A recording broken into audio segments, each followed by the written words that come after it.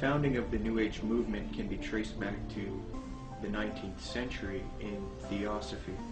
This is the group that largely popularized this belief that we are heading out of the age of Pisces and into the astrological age of Aquarius, which to them will be an age of unity of humanity, an age of enlightenment, a spiritual age of consciousness, so to speak.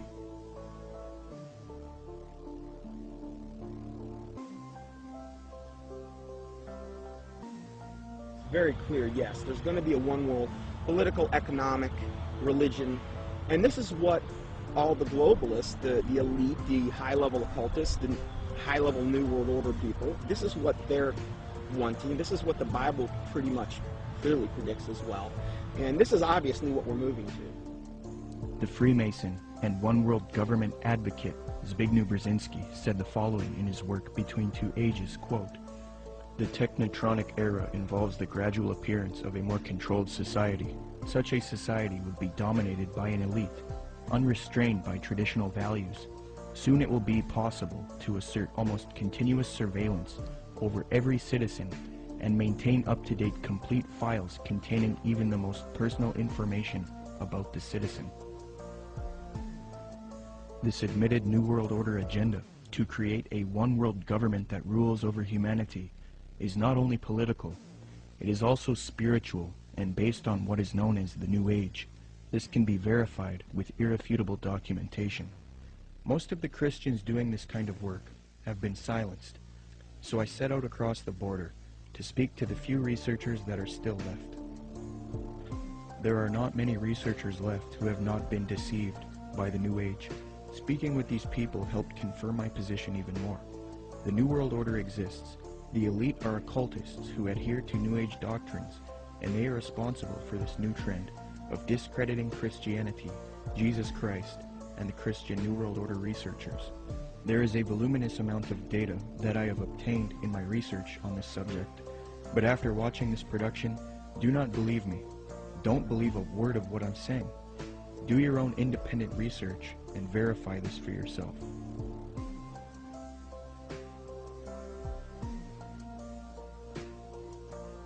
The very word secrecy is repugnant in a free and open society, and we are, as a people, inherently and historically opposed to secret societies, to secret oaths, and to secret proceedings.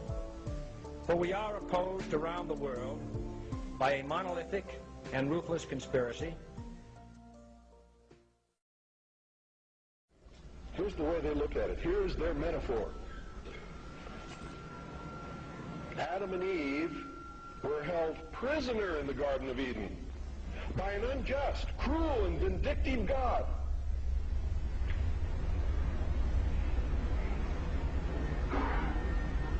Until Lucifer, through his agent Satan, set man free from this garden by giving him the gift of intellect. Through the use of intellect, man will conquer the earth, will conquer nature, and will himself become God. It's taught in every Masonic temple in this land, every secret brotherhood, every secret society, every mystical temple, every occult organization teaches the Luciferian philosophy.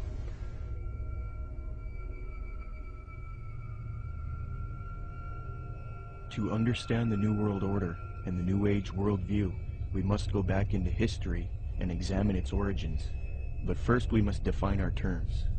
By New Age, I am speaking about a worldview that has many facets and components, such as astrological and zodiacal beliefs in the New Age concept, channeling higher powers to achieve knowledge, meditation, the belief that all is one or forms of monism, the belief that we can attain godhood, esotericism, or in other words, reinterpreting ancient texts to find hidden meanings and unify all religious belief into one, the belief that we need a one-world system for the coming age of Aquarius. By New World Order, I am talking about a political agenda to create a one-world system, one-world government, one-world economy, unity of humanity into one organism, control over humanity, and submission of the masses. but today the largest countries of the world have agreed a global plan for recovery and reform, I think a new world order is emerging, and with it the foundations of a new and progressive era of international cooperation. To understand what is going on today with respect to the New World Order and the New Age movement, we must have recourse to the 19th century organization called the Theosophical Society. This organization in particular, among others, is largely responsible for the modern New Age movement and the political doctrine known as the New World Order. The founder of this organization was a woman named Helena Petrovna Blavatsky. Born August 12, 1831, Helena Blavatsky was very interested early in her life in the supernatural and the mythological. From 1848 to 1858, Blavatsky would travel the world to ascertain an understanding of the religious traditions of the world. She claimed to have traveled to South America, Egypt, Canada, France, Greece, Mexico, Tibet, India, Germany, and England during this time. It is said that during this travel she learned many mysteries, secrets, and occult knowledge from every walk of life. With all of this new esoteric information in her mind, she moved to New York in 1873. Then in 1875, she formed an occult organization called the Theosophical Society. She founded this society with two men, Colonel Henry Steele Olcott and William Quan Judge. According to Olcott, Theosophy already had thousands of members and branches all over the world by 1885. After New York, Blavatsky and Olcott established the Theosophical headquarters in India, and the membership roster grew increasingly as time went on. Blavatsky's influence came from her writings. Her first book was entitled Isis Unveiled, published in 1877. She started a magazine in 1887 called Lucifer Magazine. Her principal work, The Secret Doctrine, was then published in 1888. She then wrote The Key to Theosophy and The Voice of Silence. These works are now famous, and contained in these writings are the doctrines that helped mold the New Age movement to what it is today.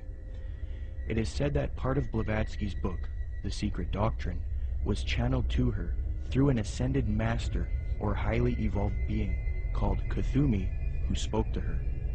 Belief in these ascended masters who communicate to humanity is very crucial when studying the New Age. We will look at that doctrine later. The age concept that says humanity is leaving the age of Pisces and entering the golden era or age of Aquarius was popularized by Blavatsky. She taught Theosophists, at any rate, some of them who understand the hidden meaning of the universally expected avatars, messiahs, socioshis, and Christs, know that it is no end of the world, but the consummation of the age, i.e. the close of a cycle, which is now fast approaching. Again, the messianic cycle of the man connected with Pisces. It is a cycle, historical, and not very long, but very occult, lasting about 2,155 solar years. It occurred 2,410 and 255 BC, or when the equinox entered into the sign of Ram, and again into that of Pisces. When it enters in a few years the sign of Aquarius, psychologists will have some extra work to do, and the psychic idiosyncrasies of humanity will enter on a great change. These Theosophists teach that Jesus was simply a representation of the age of Pisces, and that he was an initiate into the mystery schools, or cults of spiritual teachers and masters. They teach people that the new age of Aquarius is going to be that of a utopia, where the world unites into a one-world system, the exiting out of Jesus' age, and the entering into a new world teacher's age. They say each age is accompanied by a great world teacher, be it Buddha, Jesus, etc. So for the advent of the age of Aquarius, they claim a new world teacher will guide humanity into it. Blavatsky was reluctant to fuse these theosophic beliefs with politics, however. Nonetheless, she still advocated monism and a one-world brotherhood, or uniting, of mankind. In Blavatsky's book, The Key to Theosophy, she lists three main goals of theosophy: universal brotherhood of humanity without distinction of race, color, or creed; to promote the study of the world's religions and to investigate the hidden mysteries of nature.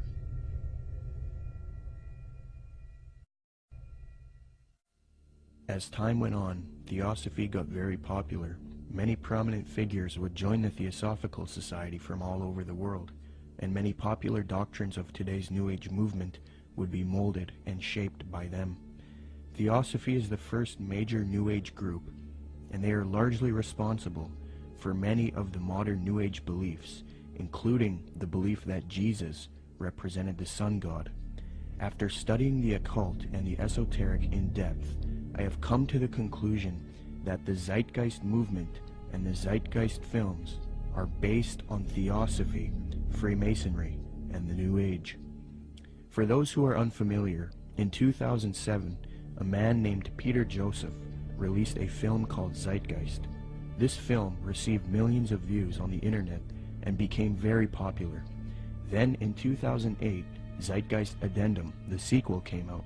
From there, Peter Joseph established the Zeitgeist movement. Whether Zeitgeist was a film that was intended by Peter Joseph or whoever was behind it to be what it ended up being, I don't know. But I can say that the message that's being expressed by Zeitgeist is without a doubt the most clear depiction of the mystery school ideology. And it's done in such a way to be, it's kind of what I've described as a sort of mystery schools for dummies. It's a way to get people that normally wouldn't be setting foot to any various secret societies. It's a way to indoctrinate them and get them to believe in the same sort of elitist mindset without having to go through any particular initiation. It's also usually accompanied with the idea of pride. That is that the people believe that what they believe is only for a select few, and that sort of has this way of sticking with them, and that nobody believes what I believe, and so it's sort of this elitist mindset that comes with that as well. The first Zeitgeist film was divided into 3 sections. The second section was about 9/11 being an inside job. The third section was about the corruption of the Federal Reserve. I have no real issue with the last 2 sections, but since the release of the first Zeitgeist film, Peter Joseph, the creator, has distanced himself from the 9/11 issue altogether.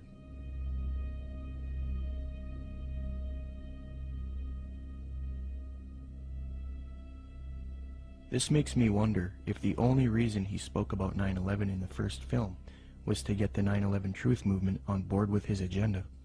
The first section of the film is what I have an issue with. Contained in this section is the modern belief system of the New Age movement, the Theosophical Society, and Freemasonry.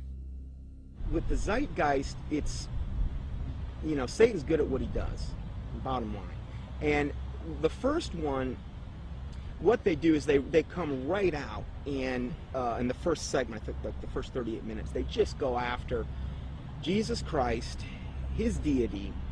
Basically, what they try to do is convince everyone that Jesus Christ is just a knockoff of Horus and a lot of the other pagan deities, and they try to draw all these parallels and similarities. These parallels and similarities have all been debunked by Bible scholars and things. In fact, I think there's even a couple challenges up on the internet, the Zeitgeist Challenge, where they offer money if they can actually. So they've been debunked. I've done, oh my word, I don't know how many teachings debunking both movies.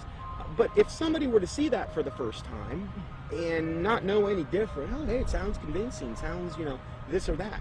And so what they've got to do is discredit the Word of God, the deity of Jesus Christ.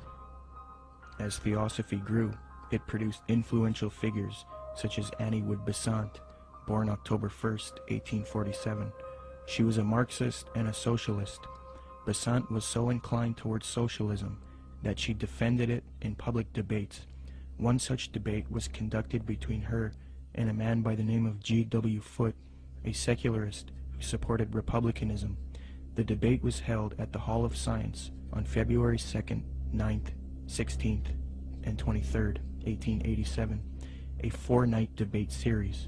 The title of the debate was, Is Socialism Sound? Angelique Richardson and Chris Willis from the University of London Institute for English Studies, when commenting on Besant's worldview, note, quote, "The socialist feminist Annie Besant joined the Marxist-based Social Democrat Federation, SDF, in the 1880s. Annie Besant met the founder of Theosophy, Helena Blavatsky, in 1890, and she quickly read Blavatsky's material. Besant recorded her first acquaintance with Blavatsky. She wrote, quote, "I was standing with my hand in her firm grip and looking for the first time in this life straight into the eyes of HPB. We rose to go, and for a moment veil lifted, and two brilliant, piercing eyes met mine, and with a yearning throb in the voice, 'Oh, my dear Mrs. Besant, if you would only come with us.' I said a commonplace, polite goodbye, and turned away with some inanely courteous and evasive remark. 'Child,' she said to me long afterwards, 'your pride is terrible. You are as proud as Lucifer himself.'" Besant would get involved with the secret society known as Freemasonry. In 1902, she established the International Order of Co-Freemasonry, and then set up lodges all over the world with theosophic underpinnings. Theosophy, Freemasonry, and Marxism are all connected with the New Age movement. Besant would become president of the Theosophical Society in 1908. As I give you the history and lay the framework for the origins of the modern New World Order ideology and the New Age movement, it is important to note the role of Freemasonry.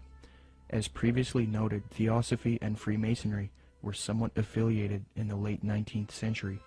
In fact, Helena Blavatsky received an honorary degree of Apprentice Companion, Perfect Mistress, Sublime Elect Scotch Lady, from the rite of adoption. She was awarded with these titles by the 33rd degree Freemasons John Yarker, M. Kaspari, and A.D. Lowenstock. Here is a reprint of the Masonic certificate that Blavatsky received.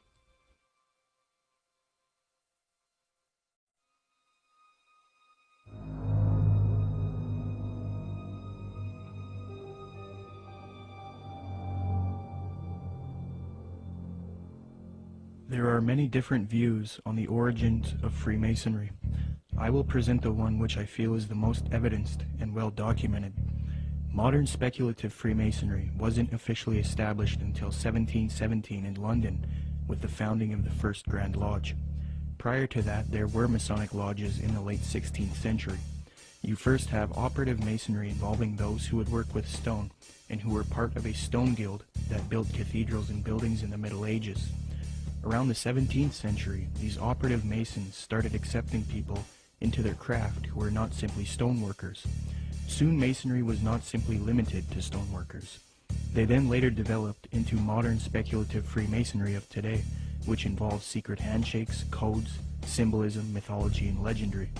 The earliest documentation of the word Freemason is in the calendar of the coroner's rolls of the City of London.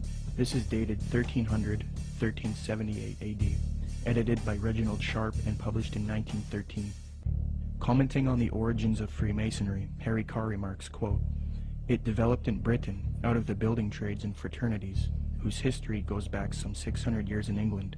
I do insist, however, that our present-day speculative Freemasonry is directly descended from the operative Masonry, whose beginnings we can trace back to the earliest record of organization among Masons in 1356. As far back as 1917, as modern Masonry was already 200 years old, people were recognizing the connection Freemasonry and Theosophy had. In the 1917 work, Heresies Exposed, W. Host remarks, quote, "Freemasonry viewed doctrinally is Theosophy." With respect to the previously mentioned Zeitgeist films and the Zeitgeist movement, I will demonstrate that after a thorough study into these teachings of Theosophy and Freemasonry, it becomes quite clear that this film and movement, which has captivated so many truth seekers, is nothing more than the externalization of Theosophy, Freemasonry, and the New Age to the public. This is important because if it turns out that Zeitgeist is leading people into Theosophical and Freemasonic ideologies, it means that rather than standing against the New World Order One World Government agenda, like the anti-New World Order movement is supposed to be doing, truth seekers are actually associating themselves with ideologies and organizations that are connected to the New World Order, which I will also demonstrate. I will now qualify this hypothesis since I have laid the foundation for Theosophy and Freemasonry. Theosophists and Freemasons, as part of their esoteric doctrine, taught that Jesus was the sun god, the S-U-N, in the sky, and that he was based on the age of Pisces within the zodiac. The Marxist Theosophist Annie Besant taught her students, quote, "Then the sun retrograded into Pisces at the time of the birth of Jesus Christ, the Pisces influence being shown by cures performed by stepping into pools of water, Christ choosing his first apostles from fishermen," unquote. Similarly, the founder of Theosophy, Helena Blavatsky, taught, quote, "Ichthus, a fish, some of his early disciples were fishermen, Pisces, a conventional shape for the fish," unquote. The notorious Freemason Manly Palmer Hall taught, quote, "During the age of Pisces, the fish was the symbol of divinity, and the sun god fed the multitude with 2 small fishes." In another context, Blavatsky reinforces Theosophy's belief about Jesus, quote, "For the salvation of the world, this was the sun, shorn of his golden rays, and crowned with blackened ones, symbolizing this loss as the thorns. Jesus and even Apollonius of Tyana were but epitomizers of the history of the sun." These doctrines are very sacred to Theosophists and Freemasons. The first section of the first film, Zeitgeist, externalizes these same Theosophic and Freemasonic beliefs, fringe views that historians and scholars dismiss. Zeitgeist repeats, quote, "Jesus is the Son of God. Now Jesus is the figure who ushers in the age following Aries, the age of Pisces," unquote.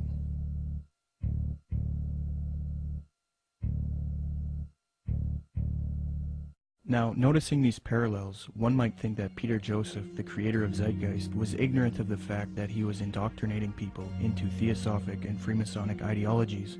However, Zeitgeist is not only spreading these doctrines of Theosophy and Freemasonry, but Zeitgeist also associates itself with prominent Theosophists, Freemasons, New Agers, and occultists in their own transcript for the film, leaving little debate as to the connection it has to these groups. Zeitgeist listed all of its sources for the film in its online transcript, and among the names of people appealed to are Helena Blavatsky, the founder of Theosophy, the Freemason Albert Churchward, New Ager Acharya S., New Ager occultist and theosophical apologist Jordan Maxwell, the Druid Gerald Massey, Edward Carpenter, the socialist and acquaintance of Theosophist, Freemason, and Marxist Annie Besant, the Freemason Manly P. Hall, and the Druid Godfrey Higgins, who is associated with Helena Blavatsky.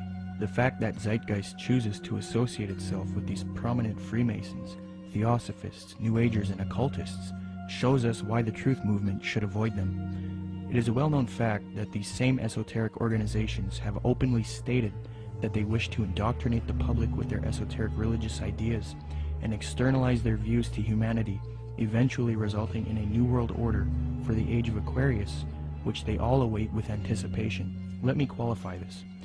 As Theosophy grew, it produced another prominent woman named Alice Bailey, born June 6, 1880. She is one of the most influential Theosophists, and it was her who was responsible for convincing New Agers that humanity needs to make a one-world government and one-world religion for the age of Aquarius. In order to achieve this system, she deemed it necessary to teach humanity the religion of Theosophy and Freemasonry, the same doctrines that Zeitgeist is now spreading. Speaking on the spiritual war between esotericists and people who refuse to accept the New Age, she says, quote, "It will be fought largely with mental weapons and in the world of thought. It will involve also the emotional realm from the standpoint of idealistic fanaticism. This inherent fanaticism will fight against the appearance of the coming world religion and the spread of esotericism. It must not be forgotten that only those souls who are on the probationary path or the path of discipleship will form the nucleus of the coming world religion. There is no question, therefore, that the work to be done in familiarizing the general public with the nature of the mysteries is of paramount importance at this time. When the Great One comes with his disciples and initiates, we shall have the restoration of the mysteries and their exoteric presentation as a consequence of the first initiation." Alice Bailey also reveals that Freemasonry is meant to produce advanced occultists and is in accord with the theosophical goals. Quote, "The Masonic movement, when it can be, divorced from politics and social end, from its present paralyzing condition of inertia, will meet the need of those who can and should wield power. It is the custodian of the law, it is the home of the mysteries and the seat of initiation. It holds in its symbolism the ritual of deity, and the way of salvation is pictorially preserved in its work. The methods of deity are demonstrated in its temples, and under the all-seeing eye, the work can go forward. It is a far more occult organization than can be realized, and it's intended to be the training school for the coming advanced occultists, unquote. The main source of Zeitgeist is Acharya S. She advocates one world system under the age of Aquarius. This is very interesting, as the main source that this traces back to is Alice Bailey. You can trace this to one book in particular called The Externalization of the Hierarchy, which advocates this extensively and even openly admits this in the first few pages of that volume. In his book, The Arcana of Freemasonry, the Freemason Albert Churchward that Zeitgeist appealed to gave the following admission, quote, "Can the unity of the world be accomplished by Freemasons? Yes, and by Freemasons only." There is a common misconception about Freemasonry, and that is that many people believe it is merely a friendly fraternity where men meet up to network and socialize. This is partially true, but there are elements of Freemasonry that are not so innocent. The Freemasonic Society was infiltrated in the late 18th century by an organization called the Order of the Illuminati. There's a lot of fictional, embellished information about the Illuminati, but if you sift through all of the data, there are some very important key facts. All historians will grant that the Illuminati certainly existed in Bavaria, Germany, and that it was founded in 1776 by a man named Adam Weishaupt. This organization was a type of revolutionary organization that sought political and societal reform. The order grew and became very popular. It was then outlawed by the patriotic ruler of Bavaria, Duke Karl Theodor.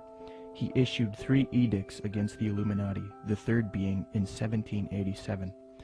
Illuminati writings were discovered after raids of castles and arrests of members. These writings were then translated from Old High German by 2 men contemporary with the Illuminati, Abe Barrel and John Robison. The writings were published in their works, Proofs of a Conspiracy and Memoirs Illustrating the History of Jacobinism. The writings revealed that the Illuminati wanted a one-world system ruled by them, the overthrow of religion, and the infiltration of Freemasonry to achieve this, so that they could operate under another name and occupation. The founder of this order, Adam Weishaupt, stated, quote, "Do you realize sufficiently what it means to rule in a secret society, not only over lesser or more important of the populace, but over the best of men, over men of all ranks, nations, and religions, to rule without external force, to unite them indissolubly, to breathe one spirit and soul into them, men distributed over all parts of the world." The prolific Freemasonic author and historian Albert Mackey reports, quote, "To give the order a higher influence, Weishaupt connected it with the Masonic institution, after whose system of degrees and esoteric instruction and of secret modes of recognition it was organized. The order at first was very popular, and enrolled no less than 2,000 names upon its registers, among whom were some of the most distinguished men of Germany. It extended rapidly into other countries, and its lodges were to be found in France, Belgium, Holland, Denmark, Sweden, Poland, Hungary, and Italy. The original design of Illuminism was undoubtedly the elevation of the human race, but it cannot be denied that in the process of time, abuses had crept into the institution, and that by the influence of unworthy men, the system became corrupted. So fused with Freemasonry in the 18th century was the doctrine of elitism and globalization, the overthrow of religion, namely Christianity. The question is, did the Illuminati cease to exist after it was outlawed in Bavaria, or did it live on? According to historians like Mackey and others, the Illuminati infiltrated Masonic lodges all over Europe before it was persecuted by the Bavarian government. So with that in mind, How could the Bavarian government stop this order if it was already all over Europe? The answer is they couldn't have. The Illuminati was too big, and thus it continued under Freemasonry. The French historian Henry Martin reports, quote, Bicept proposed as the end of Illuminism the abolition of property, social authority, nationality, and the return of the human race to the happy state in which it formed only a single family, without artificial needs, without useless sciences, every father being priest and magistrate. President George Washington himself was convinced that the Illuminati existed after 1785, when it was outlawed in Bavaria. He corresponded with the Reverend named G.W. Snyder, voicing his concerns about the Illuminati. This was written 13 years after the Illuminati was outlawed in Bavaria. George Washington states, quote, I have heard much of the nefarious and dangerous plans and doctrines of the Illuminati. It was not my intention to doubt that the doctrines of the Illuminati and the principles of Jacobinism had not spread in the United States. On the contrary, no one is more truly satisfied of this fact than I am. The idea that I meant to convey was that I did not believe that the lodges of Freemasons in this country had, as societies, endeavored to propagate the diabolical tenets of the first or the pernicious principles of the latter, if they are susceptible of separation, that individuals of them may have done it, or that the founder or instrument employed to found the democratic societies in the United States may have had these objects and actually had the separation of people from their government in view, is too evident to be questioned. From President Washington, we learned that he believed the Illuminati was nefarious and dangerous. He had little doubt about the Illuminati spreading to America by 1798. He was truly satisfied, or in other words, convinced of this fact. He thought it was too early for whole Masonic lodges to be striving for Illuminati objectives, but he did believe individuals within American lodges were certainly doing so. He believed the founder or instrument used to found the democratic societies in the USA may have had Illuminati objectives in mind, and that they had the separation of the people from their government in view. According to Washington, these things are too evident to be questioned. That same year, the president of Yale University, Timothy Dwight IV, spoke out against the Illuminati. Quote, the great and good ends proposed by the Illuminati as the ultimate objects of their union are the overthrow of religion, government, and human society, civil and domestic. Joseph Willard, the president of Harvard University, said in a speech in New Hampshire, quote, there is sufficient evidence that a number of societies of the Illuminati have been established in this land of gospel light and civil liberty, which were first organized from the Grand Society in France. They are doubtless secretly striving to undermine all our ancient institutions, civil and sacred. These societies are closely leagued with those of the same order in Europe. They have all the same objects in view. The enemies of all order are seeking our ruin. Should infidelity generally prevail, our independence would fall, of course. Our republican government would be annihilated. Speaking on this new Freemasonry that was infiltrated by Illuminati elitist doctrines, John Quincy Adams, the 6th President of the United States, remarked, quote, I do conscientiously and sincerely believe that the order of Freemasonry, if not the greatest, is one of the greatest moral and political evils. Because this Illuminati doctrine of globalization and societal reform was fused into Freemasonry, later prominent Masons started voicing their anticipation of a new world order, one world system.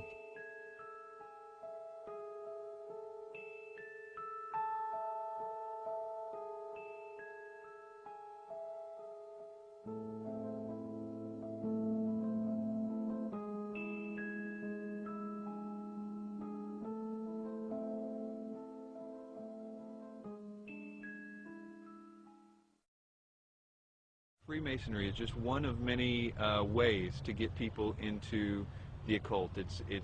But even more than that, it's able to get them into a really sort of packaged way to produce people that can be used in a more mechanical way in the system. That is, that they can be put into places of power to turn a lot of the gears and things like that.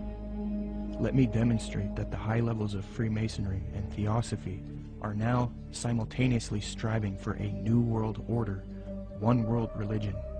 Their dogma is that for the upcoming age of Aquarius, humanity needs to unite into a one world government or new world order. The former Supreme Grand Master of the Fraternity of the Rosy Cross, or FRC, Reuben Swinburne Clymer, wrote in his work Ancient Mystic Oriental Freemasonry, quote, "Mystic Masonry is not only the key to the religion taught to all men in all ages from the very beginning of conscious life up to the present, but it holds the keys to these religious and is, in fact, the very repository of religion itself. It has for its object the uniting of mankind into a universal brotherhood." The 19th and 20th century Freemason and Rosicrucian Arthur Edward Waite admitted that secret societies he was involved with control political, scientific, and religious affairs. Waite believed that these societies always existed in every nation and are connected to modern societies, which I believe can be disputed. But nonetheless, he stated the following in his work, The Real History of the Rosicrucians, quote, "Beneath the broad tide of human history, there flow the stealthy undercurrents of the secret societies, which frequently determine in the depths the changes that take place upon the surface. These societies have existed in all ages and among all nations, and tradition has invariably ascribed to them the possession of important knowledge in the religious, scientific, or political order, according to the various character of their pretensions," unquote. The official Freemasonic Scottish Rite magazine, entitled The New Age Magazine, admits that it is for a New World Order, New World Religion, and New Age, quote, "Great God our King has chosen the great American public schools to pave the way for the new race, the new religion, and the new civilization that is taking place in America. Any mother, father, or guardian who is responsible for the taking away of the freedom of mind, freedom of will, or freedom of spirit is the lowest criminal on earth, because they take away from that child the God-given right to become part of God's great plan in America for the dawn of the new age of the world." 33rd degree Freemason Manly Palmer Hall advocated world government, quote, "The new Atlantis sets forth an ideal government of the earth. It foretells that day when in the midst of men there shall rise up a vast institution composed of the philosophic elect, an order of illumined men band together for the purpose of investigating the laws of life and the mysteries of the universe. The age of boundaries is closing, and we are approaching a nobler era when nations shall be no more, when the lines of race and caste shall be wiped out, when the whole earth shall be under one order, one government, one administrative body," unquote. Alice Bailey, the prominent theosophist, stated, quote, "The new era is coming, the new ideals, the new civilization, the new modes of life, of education, of religious presentation, and of government are slowly precipitating, and nothing can stop them." N. Sri Ram, a prominent theosophist and New World Order advocate, stated, quote, "Let us first consider the restoration of the mysteries. It is well known among members of the co-Masonic movement that its work has been faithfully continued up to the present, and that its number of lodges has steadily increased. I imagine that at such an auspicious time, when the inner and outer worlds will have come much nearer together, some of the great leaders of the hierarchy might take part in the outer work of reconstruction, and will then become the recognized leaders of the new world government," unquote.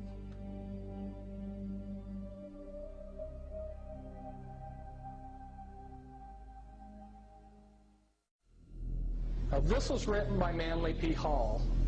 Manly P. Hall was both a Grand Master within Freemasonry, and he was a Grand Master in the Illuminati. And he says, "All of sincere heart will find consolation in the conviction that powers beyond and above human corruption continue to administer the destiny of the globe. It would be a mistake to confuse the governing bodies with the various sects which pretend to authority but give no indication or proof that they can manage efficiently even their own affairs." Now, Manly P. Hall knows who he's referring to here because he's part of that secret body. And of course, he speaks positively of it. The Zeitgeist films and movement have more ties to Theosophy and Freemasonry. At just 2 minutes into the second Zeitgeist film, Zeitgeist Addendum, a lecture of a man by the name of Jiddu Krishnamurti is played. Jiddu spent much of his childhood in southern India. Jiddu's father was a member of the Theosophical Society in southern India. When Jiddu was a boy, he was discovered by the theosophist C.W. Ledbetter. Ledbetter was a man who was brought up on charges of immoral behavior with young boys, yet he still had a close relationship with the president of Theosophy, Annie Besant. Ledbetter and Besant would adopt Jiddu and take him to England. They raised him and brainwashed him into the theosophic esoteric teachings. They were convinced that he was their return of the Christ and that he would lead humanity into the age of Aquarius as the world teacher for the New Age. Jiddu thought he was the Christ for many years due to being brainwashed, and he would give lectures speaking with authority on esoteric and occult matters. However, Jiddu became reluctant, and after many years decided not to be the Christ of Theosophy. He was a false Christ, and he later departed from Theosophy. He did retain connection with Theosophists, and devoted the later part of his life to giving lectures on New Age spirituality. He authored many books on the subject as well. The fact that Zeitgeist would include this man in their film, knowing his deep connection with Theosophy, should demonstrate to everyone the New Age esoteric nature of the Zeitgeist films and movement. One of the main claims of Zeitgeist is that the gospel story of Jesus is derived from the stories of previous pagan gods. They attempt to draw parallels between Jesus and these other gods to try to show that the story of Jesus is just a copycat story. Subsequently, these claims have all been debunked by scholars and historians. Zeitgeist appealed to Acharya S. for this theory. These claims can be found in her book, The Christ Conspiracy. Interestingly, it was the founder of Theosophy, Helena Blavatsky, and the Marxist theosophist Annie Besant who popularized these types of arguments and inserted them into the New Age movement. The emphasis is removing uniqueness from Jesus Christ and Christianity, because to the New Ager, humanity is leaving Jesus' age of Pisces, which they believe is now evil. According to them, many people are still stuck believing in Christianity, holding the world back from their new spirituality. So what better way to fix this problem than to discredit the avatar of the previous Piscean age, Jesus Christ? They will even go as far as to say Jesus never existed in order to lead people away from Christianity. Thus the masses are now on board with the new Aquarian world order.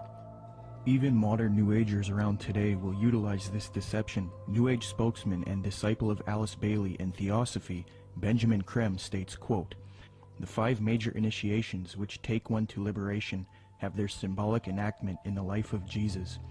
That is what the gospel story is really about. It is a very ancient story and has been presented to mankind again and again in different forms long before the time of Jesus," unquote. When one compares Acharya S.'s book, The Christ Conspiracy, to Helena Blavatsky's book, Isis Unveiled Volume 2, it becomes quite clear where Acharya got much of her material. For extensive rebuttals to this copycat thesis, see the following books, videos, and articles. The 3 things that Zeitgeist adopts from Theosophy and Freemasonry with respect to theology are 1. The belief that the story of Jesus was copied from other religions. 2. That Jesus is a representation of the sun. And 3. That Jesus ushered in the age of Pisces. It makes sense why Theosophists would spread these views, because they want a world system for the age of Aquarius, and in discrediting Christianity and connecting Jesus to astrology, they can get apostate Christians on board. But why then does Zeitgeist spread this propaganda? Interestingly, the creator of Zeitgeist, Peter Joseph, has wanted a world system or utopia paradise on Earth since the release of the first Zeitgeist film. And as far as the spiritual aspect of life, you know, we're all pure spirituality. Of course there's something outside of understanding, because we're just a fragment inside this larger whole. I end Zeitgeist with a very positive note. We're talking about the consciousness, the whole consciousness, because you can scientifically orient yourself and even more importantly, spiritually orient yourself into a collective consciousness to realize that we're all one organism. And the moment people stop dividing themselves up and generating religious division, political division, the moment people stop fighting amongst themselves is the moment paradise will dawn. Similarly, Zeitgeist's main source, Acharya S., has advocated the New Age of Aquarius that the elitist Theosophists and Freemasons await in her 1999 work, The Christ Conspiracy, quote, "But the future is now, and the maneuvers are being unveiled. As far as Christianity's role in this new age, Carpenter states, quote, "Christianity, therefore, as I say, must either now come frankly forward and acknowledge its parentage from the great order of the past, seek to rehabilitate that, and carry mankind one step forward in the path of evolution, or else it must perish. There is no alternative. Despite the vilification of the so-called New Age movement, the fact is that we are entering into a new age. The age referred to in the gospel tale is that of Pisces, and through contrivance and duplicity, coercion and slaughter, the fish god Jesus, the Piscean solar avatar, has indeed been with us. But now it is the close of the age, and his time is over. As Hancock says, we live today in an astrological no man's land, at the end of the age of Pisces, on the threshold of the new age of Aquarius. Traditionally, these times of transition between one age and the next have been regarded as ill-omened. Ill-omened verily, as the ongoing destruction of the earth and the endless warfare over ideology will indeed produce the Armageddon so long awaited and planned by those who cannot live for today but must look towards an afterlife. By realizing the cultural unity revealed behind the Christ conspiracy, however, humanity can pull together and prevent this fall to create a better world." 75 years before Zeitgeist's main source Acharya S. penned that admission, the former president of Theosophy, Annie Besant, wrote something almost exactly the same, quote, "The equinox will reach the sign of Aquarius, coinciding the great cycle of influence.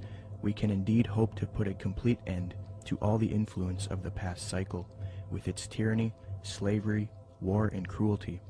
This is one of the great transitional epochs, and the karma before humanity as a whole, and to every group in particular, is to reform itself from slavery, female subjection, war, and cruelty, and establish a civilization based on humanness and interest in spiritual matters." New Age author Gail Fairfield explains what is expected for the supposed upcoming age of Aquarius. She states, quote, "The sign of Aquarius is the sign of focused concepts. It concentrates intently on developing its ideas and then applies them to the betterment of humankind. It has talent for rapidly correlating all the information available into a political, ethical, spiritual, technological system. Aquarius creates optimal features for individuals and for humanity because it needs alternatives, possibilities, and something to move towards. Overall, Aquarius is a reformer and visionary working to create its utopia." Unquote. Isn't it interesting that right after Zeitgeist promoted the Aquarian New Age concepts in the first Zeitgeist film, the second film, Zeitgeist Addendum, then goes on to convince its followers to strive for a similar Aquarian one-world system, New World Order, called the Venus Project. Indeed, the solution offered by the film Zeitgeist Addendum is that humanity needs to unite into the very same thing that Theosophy and Freemasonry wants it to unite into: a one-world universal esoteric brotherhood of humanity, a New World Order. I think that the coming new system that the occultists speak of it's really crucial to understand that what they're talking about is not going to look like what we think the New World Order's control grid will look like. They believe that the utopia will be one of a spiritual utopia, one that's free of wars and religion. It's easy for a lot of people to have idealistic views about it. They're going to make it sound wonderful, which is what like the Zeitgeist Addendum particularly does in the second part, where they talk about, oh, we're going to like, you know, have free energy, we're going to provide your needs. There's been talk about erasing all debts. That's more the Venus Project is more what is it Jacques Vallée? Jacques Fresco. That's more what he's into. Okay, this is his utopian approach to the New World Order, where I literally heard him say on the addendum, where he said, "We'll have no laws. All laws will be done away with." I thought to myself, all law? I mean, nobody's going to have to work. It's just going to sound like wonderful. I mean, he's talking about how are people going to make livings. Well, you won't have to, and you can do whatever you want. And if you make a painting, you can give it to some. I mean, this utopian world, but it's going to come at an extremely high price regarding the mark of the beast. It's not going to be what they're cracking it up to be, and most likely, it's only going to come with massive depopulation, and they're going to probably try to pull that off a number of different ways. But you have the Zeitgeist this utopian approach, and then you also have the way the Ascended Master, some of the Ascended Masters say, will be done through a project called Nasera, which, you know, is very similar in what the Zeitgeist Addenda talks about. It's just kind of a different flavor of it all. So, which one they're actually going to be able to pull off? It's up, if the Lord lets them do it. It's kind of up to the Lord. It's hard to say which one they're actually going to be able to pull off. It's up, if the Lord lets them do it. It's kind of up to the Lord. It's hard to say which way it'll go. The Venus Project looks like Francis Bacon's New Atlantis, this concept that has been with the occult realm for a long time. Whether they call it the New Atlantis or whether they call it some coming utopia or some Platonic version of the New Age, the New World Order, a lot of people, those terms were viewed in a completely different context that I think a lot of us in the truth movement see the New World Order. It's a totally different thing that they're hoping will happen. And I think that we can be in danger if we think that the New World Order is just going to be a police state control grid, which I think it will be, but I think it will be in the context of a lot of supernatural things going on. So it's going to look like the old world order is gone, and in doing so, it's going to be exactly what those like Francis Bacon and all the others have mentioned. This new world order is going to be proposed to look just like the Venus Project, but I can tell you that won't be the case for very long. It might be right at the beginning, but not as it goes on. According to the New Agers, Theosophists, as well as many elitists and Freemasons, there exists a group of highly evolved men and women called the Masters of Wisdom. These powerful groups claim that Buddha, Krishna, Muhammad, and Jesus were all masters of wisdom, and that a being named Maitreya is the leader of these beings, who in turn is subject to the true leader, Sanat Kumara. New Age Theosophist Dane Rudhar concedes that the leader of the Masters, Sanat Kumara, is in fact Satan, according to the esotericists. Quote, Satan is an anagram for Sanat Kumara, who in the esoteric philosophy of India is the Promethean being who gave mankind the fire of self-conscious and independent individual selfhood, unquote. John Michael Greer in the New Encyclopedia of the Occult notes, quote, Satan has a possible echo in theosophic lore, where the Lord of the world, the spiritual ruler of the earth, and the head of the Great White Lodge is Sanat Kumara, a lord of the flame who descended to earth from Venus in a fiery chariot some 6 million years ago, unquote. Helena Blavatsky taught her students that it is actually Satan who is God, the Messiah, and that Jehovah is the evil one. She stated, quote, It is but natural, even from the dead letter standpoint, to view Satan, the serpent of Genesis, as the real creator and benefactor, the father of spiritual mankind. For it is he who was the harborer of light, bright radiant Lucifer, who opened the eyes of the automation created by Jehovah, as alleged, and he who was the first to whisper, In the day ye eat thereof, ye shall be as Elohim, knowing good and evil, can only be regarded in the light of a savior, an adversary to Jehovah, the personating spirit. He still remains in esoteric truth, the ever-loving messenger, the angel, the seraphim and cherubim, who both knew well and loved still more, and who conferred on us spiritual instead of physical immortality.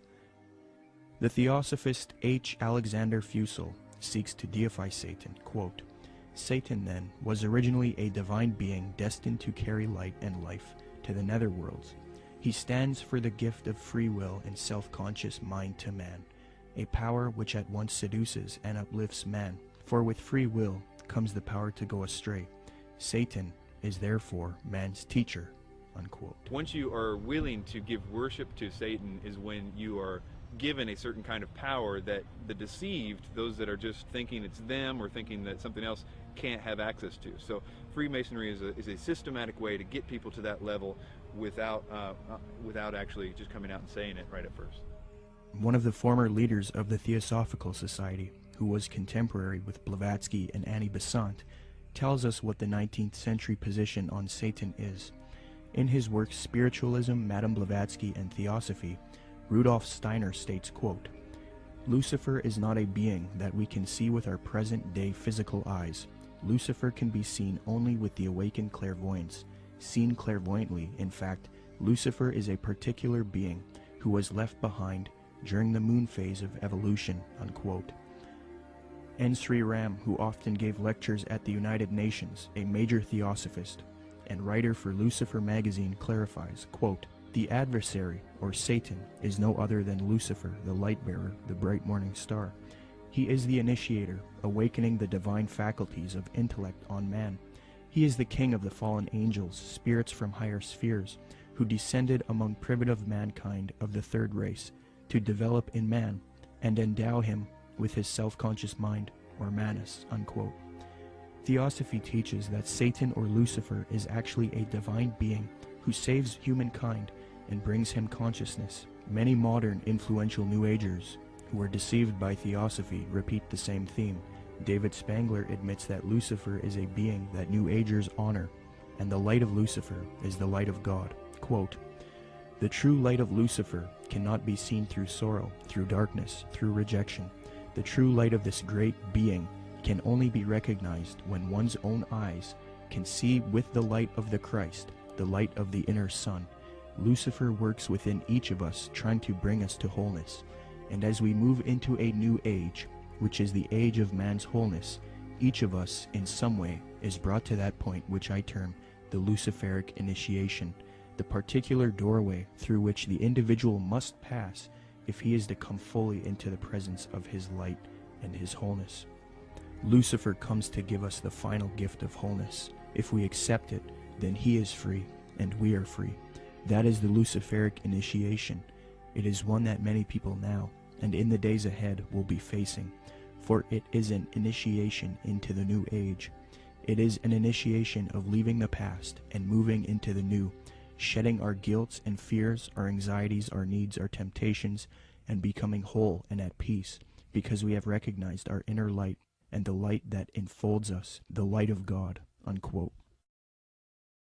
So indeed, the Luciferian doctrine is fused into the New Age movement due to Theosophy. Along with this doctrine is the belief that because of Satan, man is now thinking he will evolve, conquer the world, conquer nature, and become a god. The Freemason W.L. Wilmhurst bolstered the fact that Freemasonry is aimed at creating god-men. The purpose of initiation is attaining godhood, he states, quote, "The height of the lodge, even as high as the heavens, implies the range of consciousness possible to us. When we have developed our potentialities to the full is infinite. Man who has sprung from the earth and developed through the lower kingdoms of nature to his present rational state has yet to complete his evolution by becoming a godlike being and unifying his consciousness with the omniscient, to promote which is and always has been the sole aim and purpose of all initiation," unquote. Danny and Englewood, you're on the air. Go ahead. Yeah, you're going to take this the wrong way, Peter J., director of Zeitgeist, but what you just said sounds exactly like Satanism. Not saying that you are satanic. I don't believe in Satanism. If you want to use that word, you know what Satanism that's your own is? You know what Satanism is? Atheists. People who do not believe in a God. People who believe that man is a God. That's what Satanism correct. is. You are God. Okay, then you are a Satanist. You are God. You are God. You are God.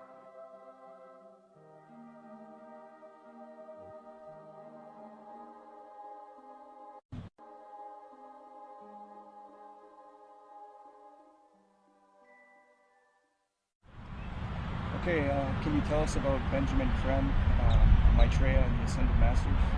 Okay, well, Benjamin Creme was born in 1922, and in 1959 he was contacted by one of the masters, Ascended Masters.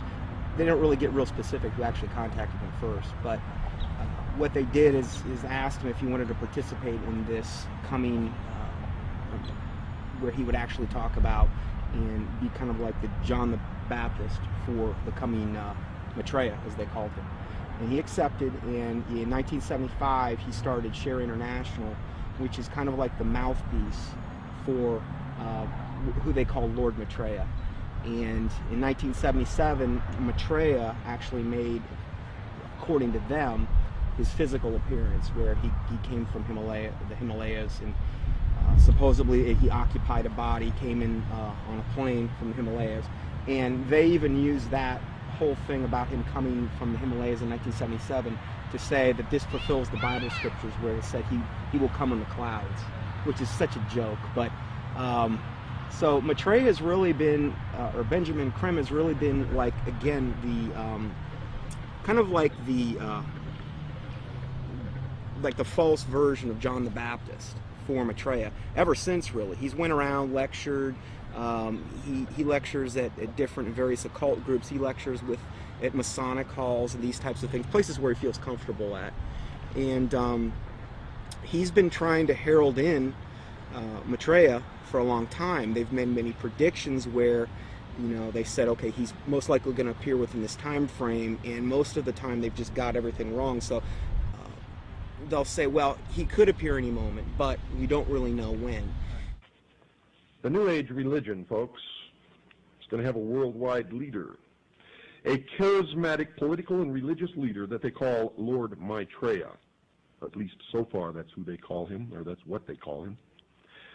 This individual, as far as I know, has not made his public appearance yet, but the New Agers claim that he is on the earth at the present time.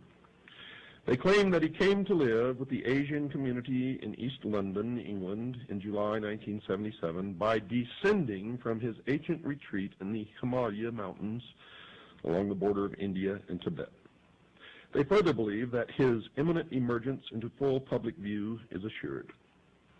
They also claim that this individual is the one that the Christians call Christ, the Jews call the Messiah, the Buddhists call the fifth Buddha, the Hindus call Krishna, and the Muslims call the Imam Mahdi. In other words, all of the major religions of the world are awaiting the arrival of this one individual. And they say that he is on the earth now, patiently waiting for the appointed time to reveal his existence to the peoples of the world. They say that he will apparently assume the leadership of all of these religions, and when he does, he will create a one-world religion. The New Agers have written that in the esoteric tradition, previously defined as being intended for or understood by only a chosen few as an inner group of disciples or initiates, in other words, the esoteric means hidden. They claim that the word Christ is not the name of an individual, but the name of an office or function within the spiritual hierarchy of masters. They claim that the masters are a group of perfected men who have guided human evolution from behind the scenes for centuries, and they believe that this Lord Maitreya is that Christ.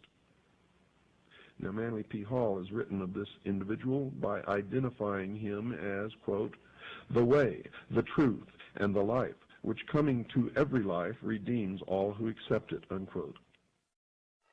Since Jiddu Krishnamurti, featured in Zeitgeist Addendum, failed as the world teacher responsible for ushering in the Age of Aquarius one-world system, Theosophists, Freemasons, and occultists have been waiting for their world teacher since then.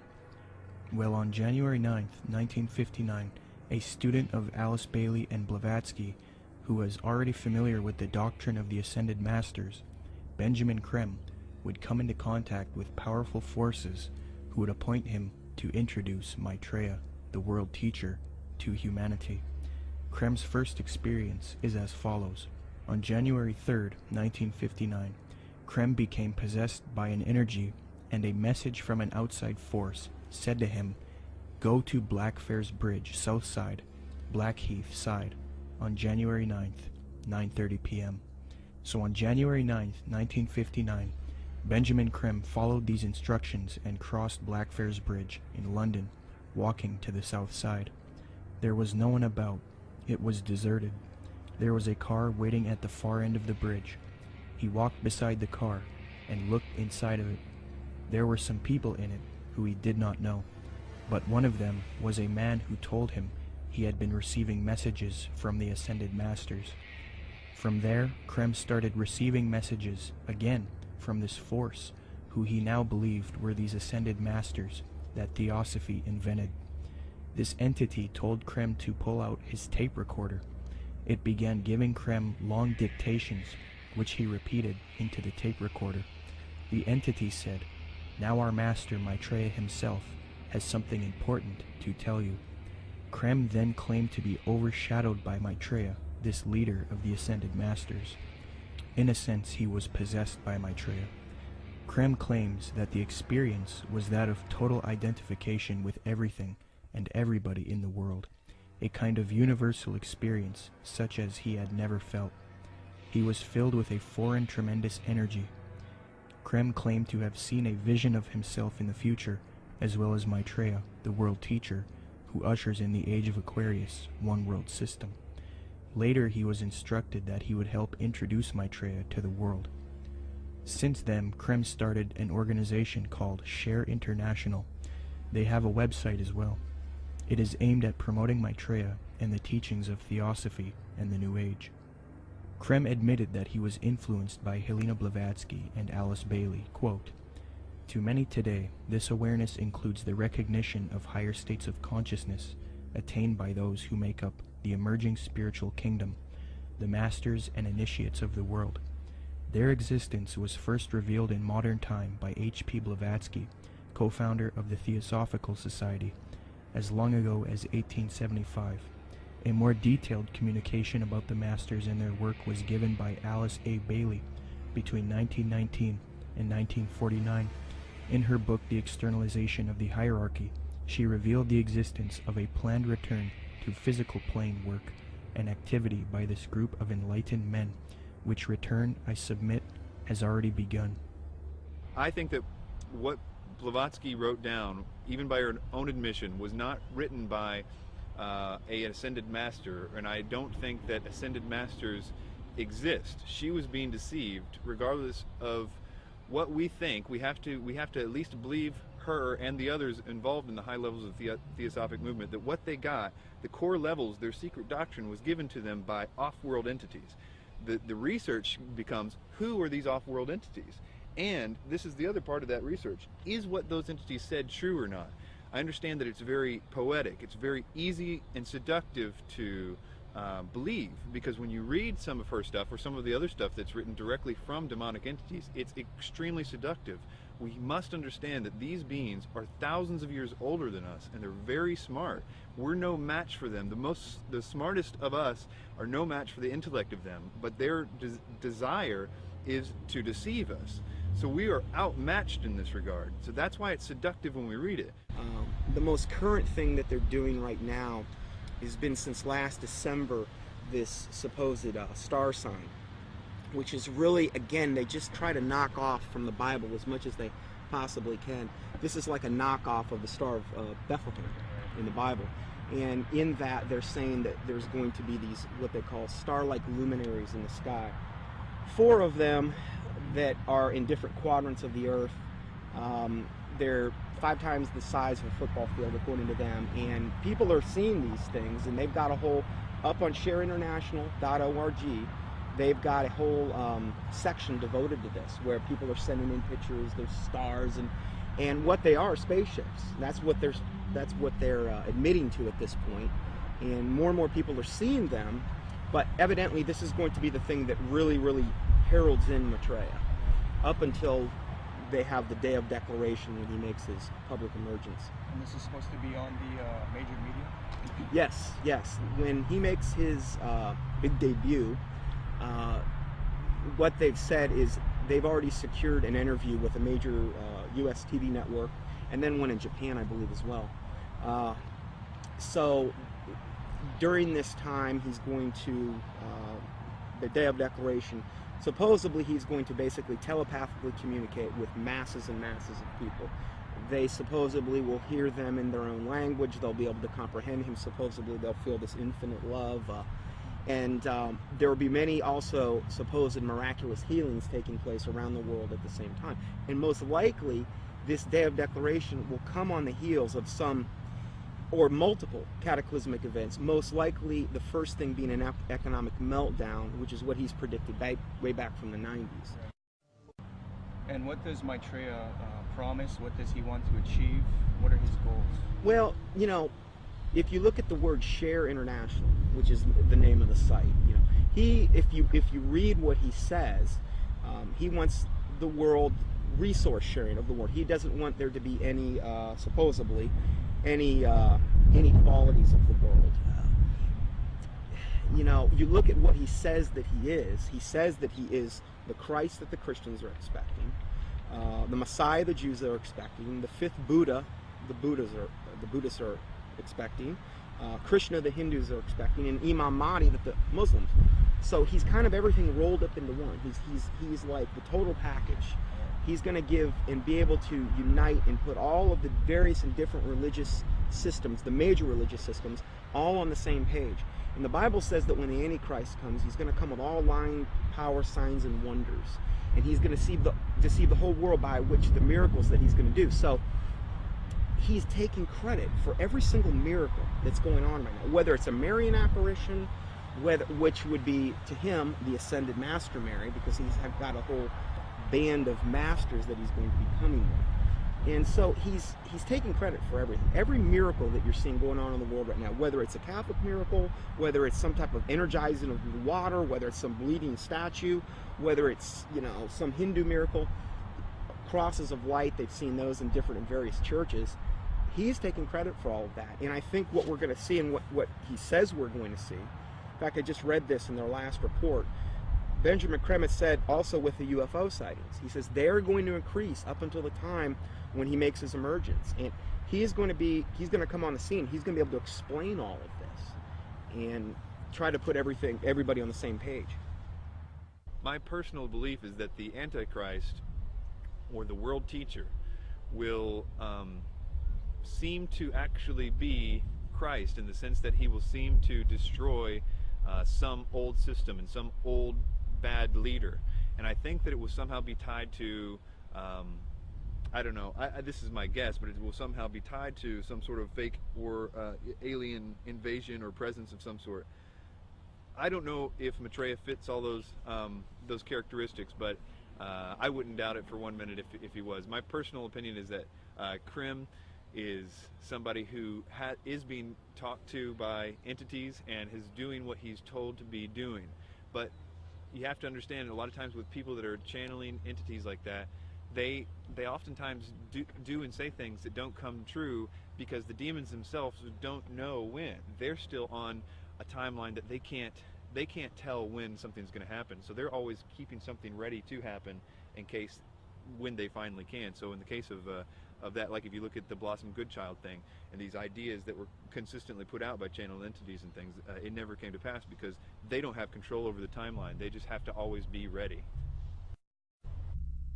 According to Share International and the Swahili edition of the Kenya Times, Maitreya made an appearance June 11, 1988, to a local congregation in Nairobi, Kenya.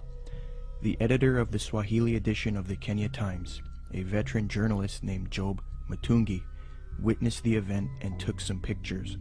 A summary of his article as it appeared in his newspaper is as follows, quote, "The tall figure of a barefooted, white-robed and bearded man appeared from nowhere and stood in the middle of the crowd. He was walking slowly towards the new church building, away from the tent. Mary walked with him side by side. I stared at the stranger without blinking, wafted on top of his turbaned head, his feet, and his entire body. In clear Swahili, which had no traces of accent, the strange man announced that the people of Kenya were blessed, especially those who had gathered at the venue that afternoon. We are nearing the time of the reign of heaven, but before that I shall come back and bring a bucket full of blessings for all of you, the man said." A bucket full of blessings is a reference to the astrological symbol for the age of Aquarius. Aquarius is depicted as a man carrying a pitcher of water in the zodiac. But continuing with the article, quote, "It took the crowd nearly 20 minutes to recover after the man left the meeting in a car belonging to a Mr. Gurnam Singh, who offered to give him a lift. But it will probably take Mr. Singh his lifetime to recover from the shock he got 2 minutes later. On reaching the bus terminus, the man informed Mr. Singh to stop the car. On getting out, he walked a few paces beside the road and simply vanished into thin air." New Age expert and attorney Constance Cumby, author of The Hidden Dangers of the Rainbow, had stumbled onto this Maitreya figure in her research in the 80s. Her book, published in 1983, was the first book to give a full expose on Maitreya and Benjamin Creme. On page 21, she notes a Denver Post interview conducted by Jack Kissling speaking to Benjamin Creme, quote, "Won't the advent of a single world religion annoy the hierarchies of all the current Orthodox religions?" I asked. "More than that," he said with a smile. "They will be shocked. I dare say they will be among the last to accept the Christ." But according to Kissling, Creme said confidently, "It will come because it must. We will begin to live," he said, "as potential gods," unquote. Constance Cumby also notes that Creme is a Luciferian by citing a WLAC radio interview, quote, "In a November 9, 1982 radio interview over WLAC, Nashville, Benjamin Creme told the entire Bible Belt that Lucifer came to planet Earth from planet Venus 18.5 million years ago and made the supreme sacrifice for us," unquote. Constance Cumby had direct contact with Benjamin Creme face-to-face in Detroit, Michigan. I had the opportunity to meet this brave woman, and she showed me the place in which she had attended a lecture by Benjamin Creme.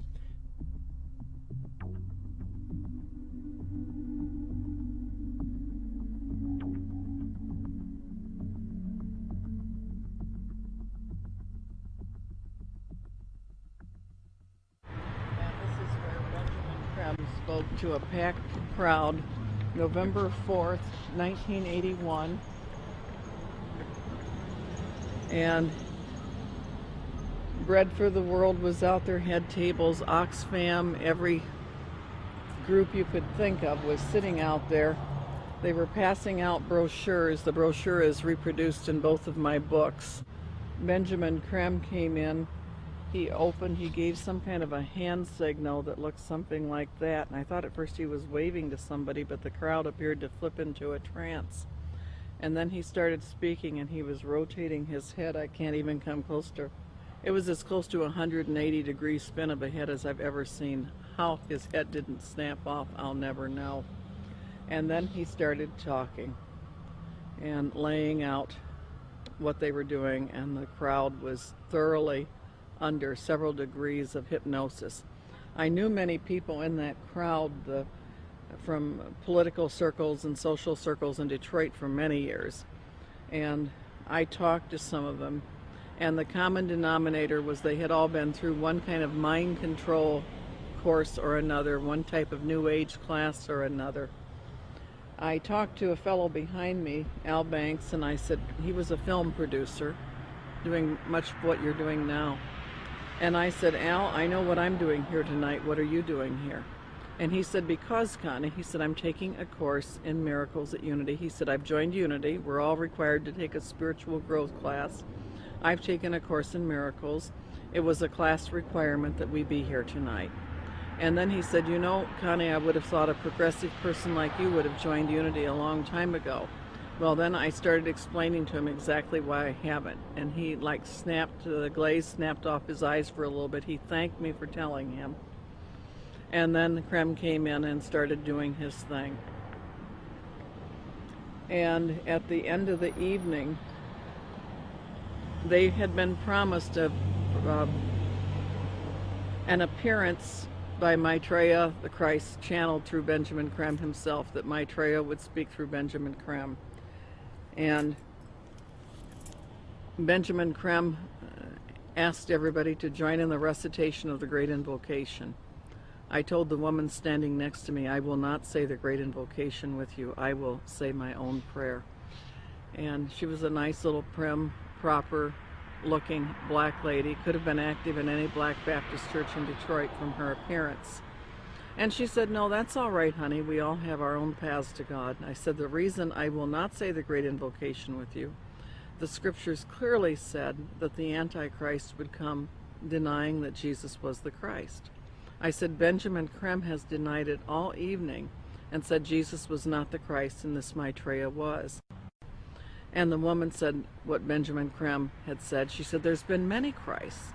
I said, "There's been one, and his name is Jesus." And people turned from rows around and looked at me like I was crazy.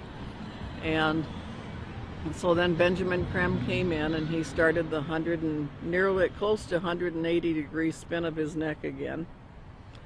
And the crowd's hypnotic trance appeared to deepen, and he started out from the point of light within the mind of God, may light spring forth ever. And I went nice and clear, and I'll tell you, the acoustics in that building are wonderful. I said, Our Father, who art in heaven, hallowed be thy name. Thy kingdom come, thy will be done. And I did that each and every stanza. And they got down to the last part, said, May light and love and power fulfill thee plan on earth, and may it seal the door where evil dwells. And I said nice and loud and clear, I said, May Jesus Christ return to earth and end the evil present in this room tonight. Well, the funniest thing happened, or may I say it did not happen. Benjamin Creme stood there. He waited, and he waited. He clearly was watching for something to come over him. And it didn't happen. And he finally said to the crowd, he said, That will be all. You are dismissed. And, of course, everybody was extremely disappointed. And we went to the door, and I went walking out. I had brought some co-spies with me. They were kind of chickening out at that point and waiting for me. They were afraid of being ripped limb to limb. And I stood down there, and a number of those people knew me, and they were just furious with me. And I stood there calm, cool, and collected, and I said, well, I said, if you're Maitreya the Christ, Betreya the Christ, or whatever his name's supposed to be, or everything he's cracked up to be, one lousy Christian in there saying the Lord's Prayer shouldn't have stopped him. And Benjamin Creme has never come back to Detroit, although that was probably the most successful night financially and crowd-wise that he'd had in the United States. The following is a video taken in Iraq at a Shia Muslim festival. Share International and Benjamin Creme have put out that this is indeed an appearance of Maitreya, the supposed world teacher for the Age of Aquarius, One World Government. Commenting on this video, Share International reports, quote, Imam Mahdi, unexpected appearance, proclaims the title of a video posted on YouTube. A miraculous figure of glowing brilliant white light appeared on a video filmed in Karbala, Iraq, on the night of Ashura, 6 January 2008. This Shia Muslim ceremony commemorates the martyrdom of the grandson of the Prophet, Hussein, whose tomb is in Karbala. Benjamin Creme's master confirms that the light figure is Maitreya, Imam Mahdi to the Muslims, and that his dance-like movements with a sword remind us of his coming with the sword of cleavage. Could this be real, or is it a hoax? Is Maitreya real, or is he a hoax? Whatever the case may be, it turns out that it is not only New Agers and occultists who believe in this Maitreya, but politicians, presidents, and elitists also follow Maitreya. Wayne Peterson, a retired American diplomat and admitted supporter of Maitreya with connections to the Pentagon and the United Nations, stated the following about Mikhail Gorbachev in the White House in a Vision magazine interview, June 20th, 2000. Reporter Kendall Klug asks, I believe Mikhail Gorbachev has publicly stated his belief of the existence of Maitreya. Do you know if this is true? Wayne Peterson answers, I have one little story I could tell you about Gorbachev. A friend of mine who has worked with the World Bank went to the Heads of State conference in Europe and gave a speech where he borrowed many of Maitreya's ideas for economic reform out of a book by Benjamin Creme that I had given him. He told me that he had read the book on his flight to Europe and realized that his keynote address to these world officials, especially presidents and prime ministers, it was a very high-level meeting, was going to be very boring, with many having heard similar sentiments over and over. So he thought he would throw in some of Maitreya's ideas into the speech. The country he was in had a reigning monarch who invited him to lunch the next day. When he showed up for lunch, there were 16 to 20 people there, including Mr. Gorbachev. The monarch of this country said to my friend, I suppose you're wondering why we invited you here today. Well, we are all curious about where you got those ideas for your speech, which you presented yesterday. He said that my friend Wayne gave me a book written by Benjamin Creme about Maitreya's mission. Immediately they nodded their heads. We thought so, was the apparent response. That's why we invited you here. We all know of Maitreya, and we're doing what we can for him. But we are not able to say anything publicly because we are world leaders. We each have our own public to deal with. Only one person there stood up and said that they could use his name to legitimize these sightings, and that was Mikhail Gorbachev. He was the only man in the room who would say, "Use my name if you want." The reporter asks, "Do you think President Clinton has had an experience with Maitreya?" Wayne Peterson: "I don't know if President Clinton has. I believe that former President Bush has. We used to have transmission meditation groups that Maitreya had asked us to do around Washington, D.C. People who were interested in Maitreya and the reappearance story would get together once a week in Georgetown, in the home of President Bush's main counselor at the White House. President Bush came over to this house for dinner one night, and the hostess was in the dining room as President Bush asked her, 'What do you think? I'm running against Clinton in this election. Am I going to win?' She said, 'No, Mr. President, you are not. Maitreya has already said that you are going to lose to Clinton.' Bush never challenged her, but merely said, 'Yeah.' He didn't ask who Maitreya was. He was very quiet, and then said, 'I think I've got to go now.' Benjamin Creme has said many times that he had heard from one of Maitreya's associates that Maitreya had appeared to Bush and that they had a discussion in the White House.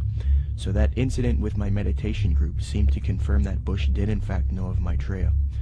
I do know people in the White House have been visited by Maitreya many times, and the people I'm talking I've seen on the front page of the Washington Post, standing next to the president." In a December 19, 2008 London Telegraph article, Major Media Organization, Mick Brown praises Maitreya and Benjamin Creme, stating, quote, "This week has come encouraging news for anyone with an interest in signs and wonders, or desperate for a chink of light in the prevailing gloom, which probably means most of us. A savior is at hand."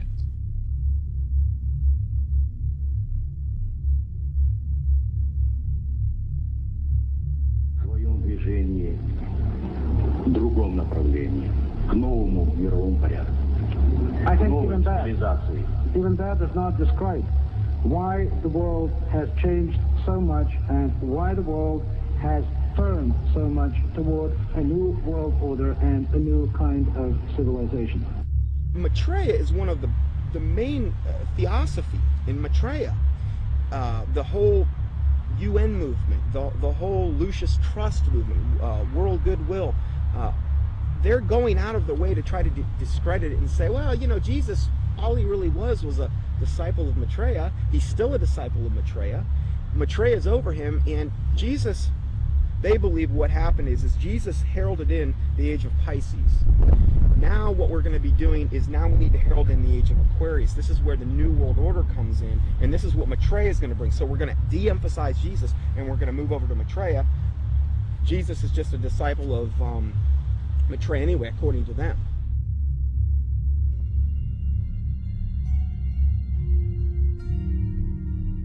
In 1919, the theosophist Alice Bailey was supposedly contacted by one of these ascended masters known as the Tibetan Dijwal Kul.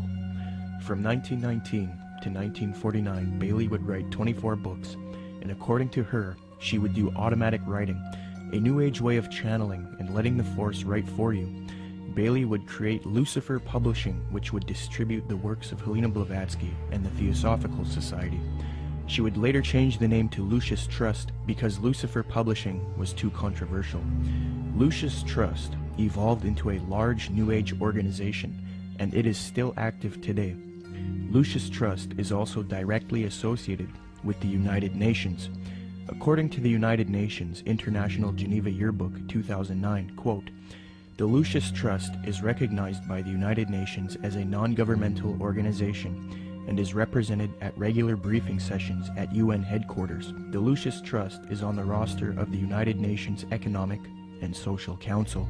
Thus, Theosophy and the New Age are now fused into the United Nations, which gives a medium for the New Age agenda to unfold.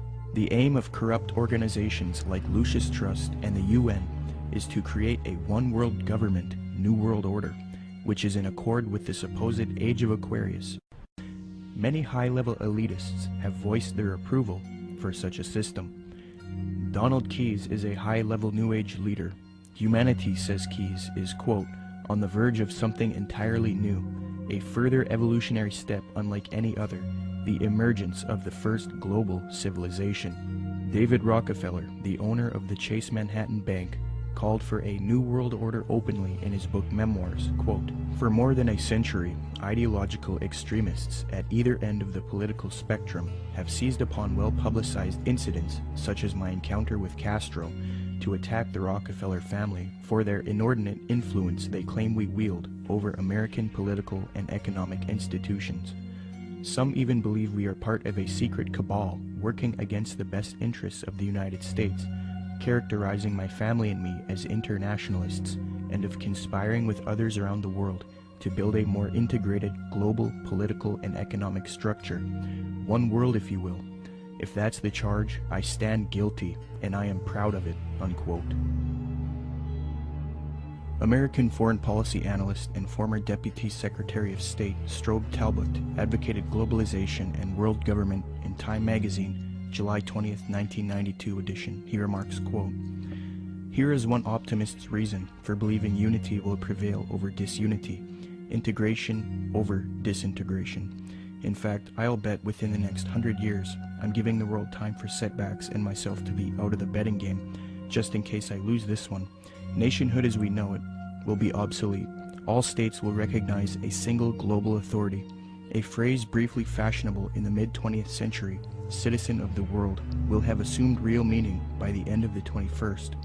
All countries are basically social arrangements, accommodations to changing circumstances, no matter how permanent and even sacred they may seem at any one time.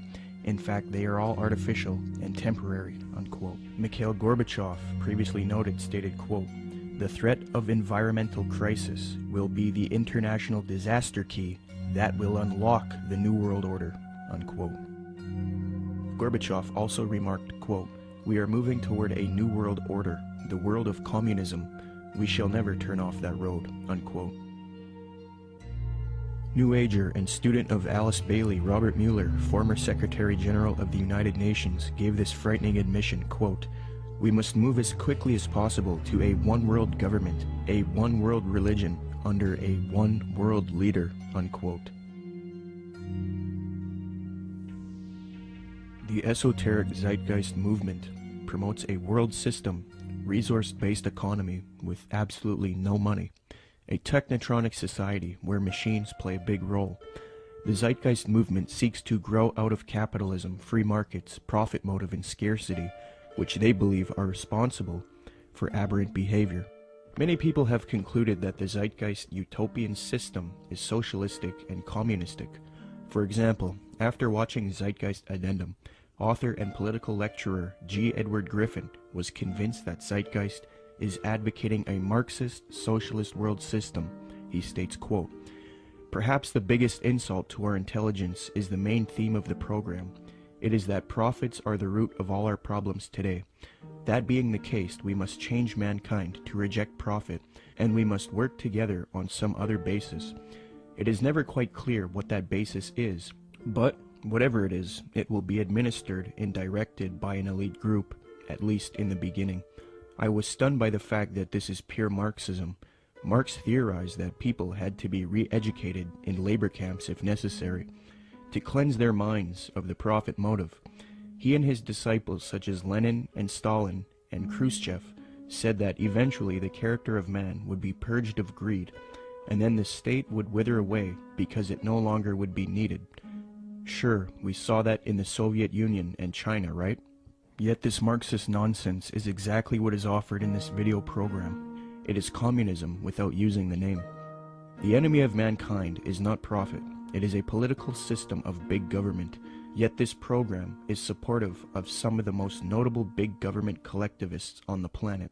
Marxist-Leninists may be enemies of collectivists in Washington, D.C., but they are collectivists in their own right. The communist model is no better than the Nazi model. Samuel Adams, a patriotic founding father of America, repudiated communist and socialist ideas.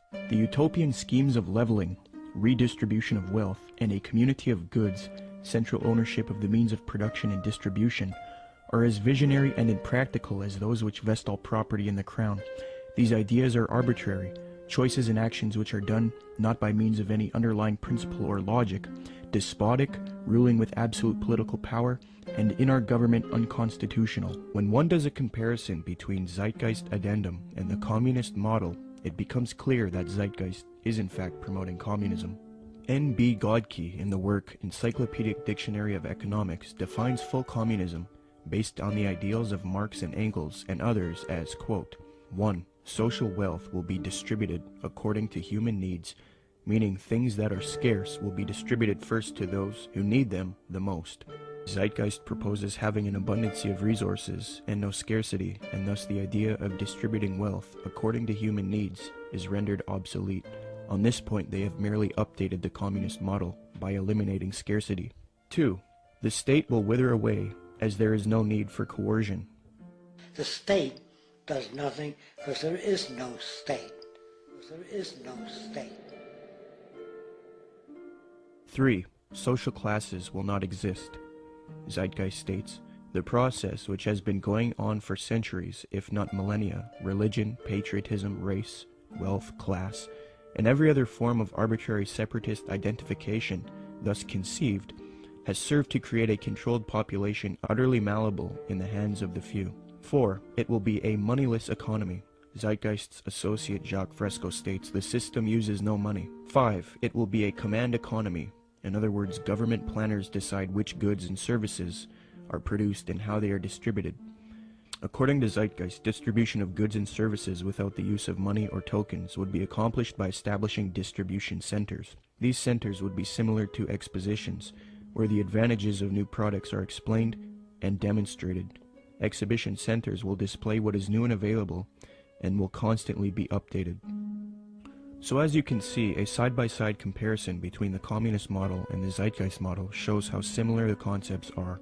The Marxist website entitled socialismoryourmoneyback.blogspot.com, after reviewing the Zeitgeist movement and their admissions, stated this on July 26, 2009, quote, "This, surely, is the same as what we call world socialism," unquote. So even the socialists will admit that the Zeitgeist movement is in fact world socialism. Adam Zwas explains, quote, "Communism and the Marxist utopia of a moneyless society where products were distributed rather than sold and bought," unquote.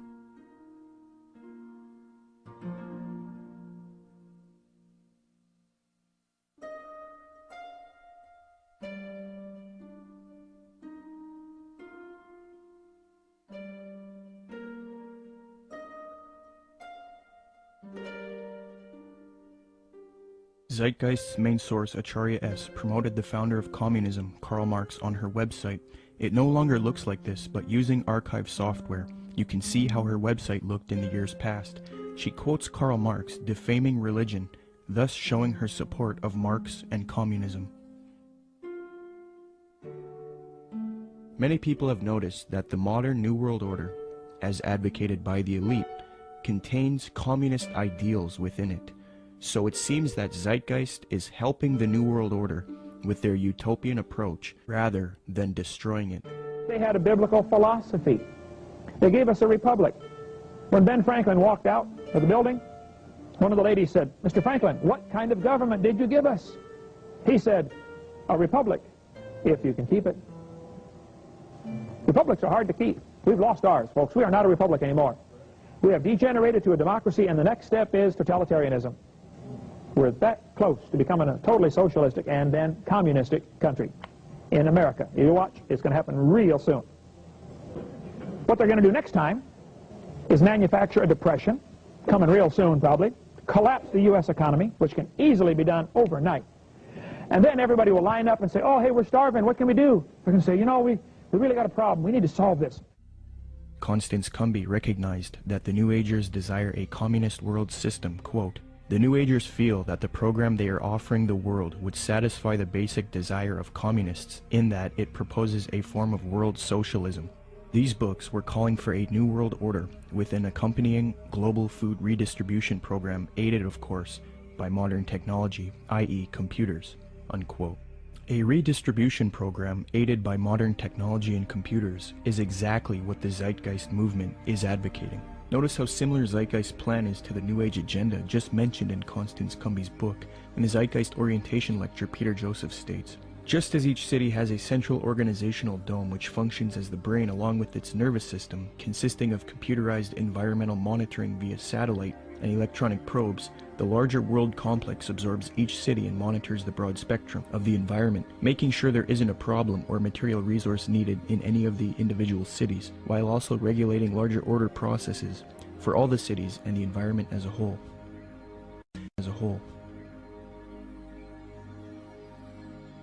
Theosophist Alice Bailey concurs, quote, "The true communist platform is sound." Thus, it is not surprising why Zeitgeist advocates a similar system, as the connection they have to Theosophy and the New Age has already been established. Zeitgeist is merely the fulfillment of the New Age agenda, yet they are not telling you that. So the Theosophists and New World Order advocates would love nothing more than for people to join the Zeitgeist movement. In fact, at 47 minutes and 25 seconds into the Zeitgeist orientation lecture, Peter Joseph cites a quotation of Karl Pearson. What is interesting is that the man that Joseph admiringly appeals to support his worldview, Karl Pearson, was a notorious eugenicist and social Darwinist who advocated war against certain races. He was a socialist and contemporary of Karl Marx. In fact, Theodore M. Porter, in his work Karl Pearson, The Scientific Life in the Statistical Age, states, quote, "Pearson's appreciation of Marx was real, especially in early 1881. In his first essay on socialism, he called Marx, quote, one of the most extraordinary characters which this century has produced," unquote. New World Order research involving lectures, radio addresses, and writing used to be conducted by people such as William Cooper, Fritz Springmeier, John Todd, Randall N. Baer, and Kent Hovind. The unifying factor in all of these people was that they were all Christians. They would expose the New World Order and its New Age Luciferian communist aims. They would promote belief in Jesus Christ and the Word of God, and tell people to resist the mystery religions of Theosophy and Freemasonry while exposing them. However, all of these men have either been murdered or framed and jailed, silenced. William Cooper was shot dead in 2001 as he was ambushed. Fritz Springmeier was framed, discredited, and jailed. Randall N. Baer had his car ran off of a mountain pass. John Todd was framed, discredited, jailed, and then murdered. Kent Hovind was singled out for tax evasion and then jailed. Okay, so Fritz Springmeier, you knew him, right? Yes. Okay, so you got some letters from him, is that?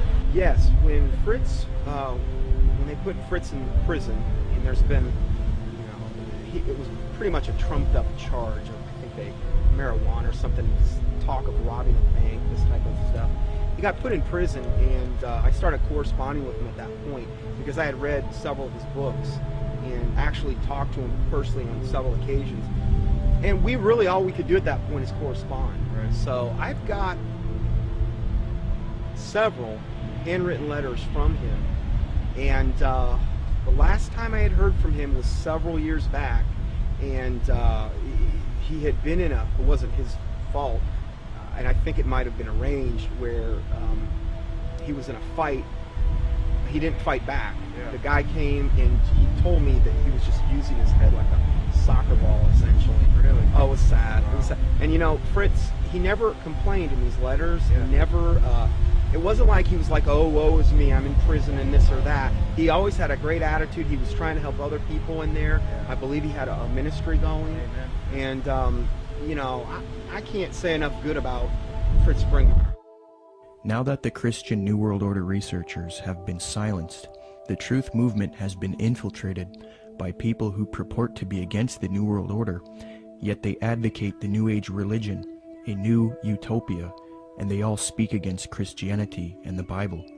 The people who took over the truth movement and who are allowed to live and teach the public, such as Jordan Maxwell, Michael Tessarion, Peter Joseph, David Icke, and others, all of these people have one unifying factor.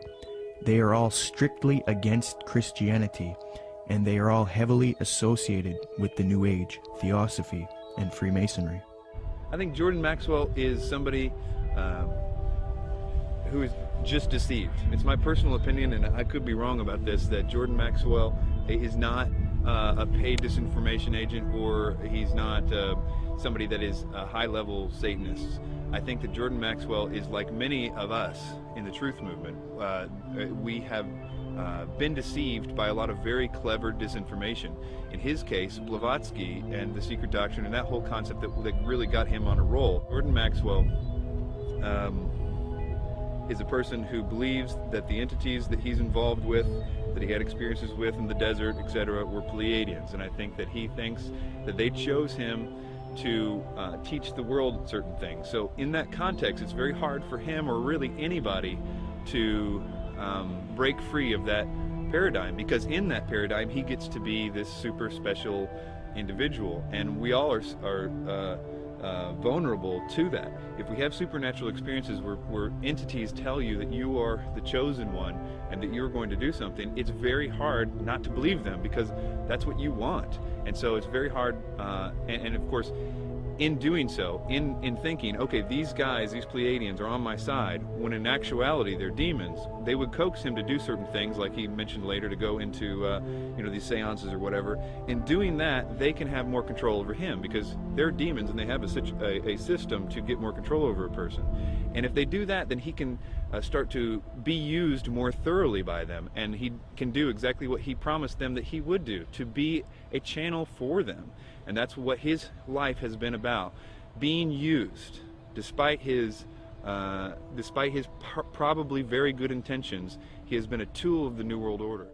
And so my view is that Jordan Maxwell's ends up promoting the New World Order. In that particular session, he goes on to say that the New World Order, that a bad time is coming, but that time must come in order for it to be destroyed, to bring the birth of the New World Order. Out of chaos comes order.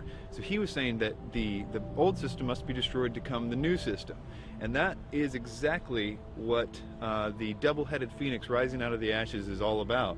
The old system of the New World Order is what we see building up all around us. It is going to get really, really bad, but it is going to be destroyed, in a sense, because that faucet is being run by evil. We all know that the things that are happening to the world right now are being done because of evil. So if evil's causing all those things, evil can also turn that faucet off at just the right time in order to make it seem like whoever stopped it, and therefore is the savior. So that new system will seem like the utopia that Jordan Maxwell says we all need to wait for. It's interesting that he says that at that time that's when the aliens or gods are coming back to stop it.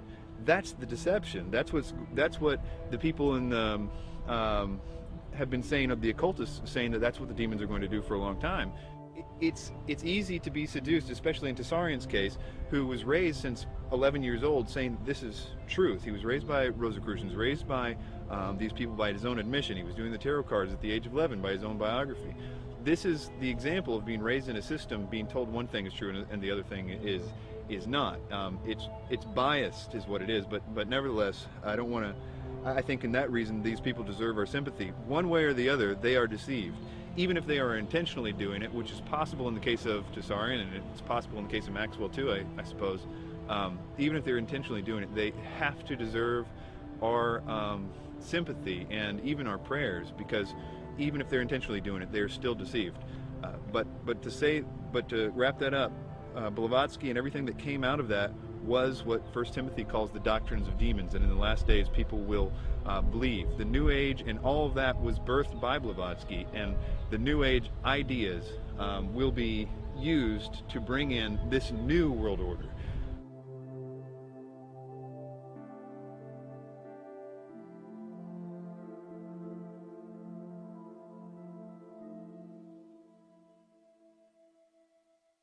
The negative impact of population growth on all of our planetary ecosystems is becoming appallingly evident.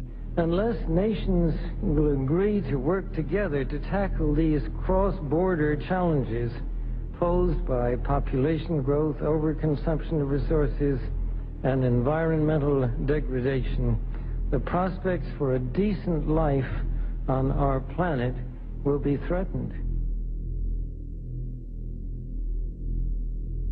But this callous disregard for the right to life of every human on the face of the earth has been predicted before in the New Testament. John was moved to write, quote, "Yea, the time cometh, that whosoever killeth you will think that he doeth God's service," unquote.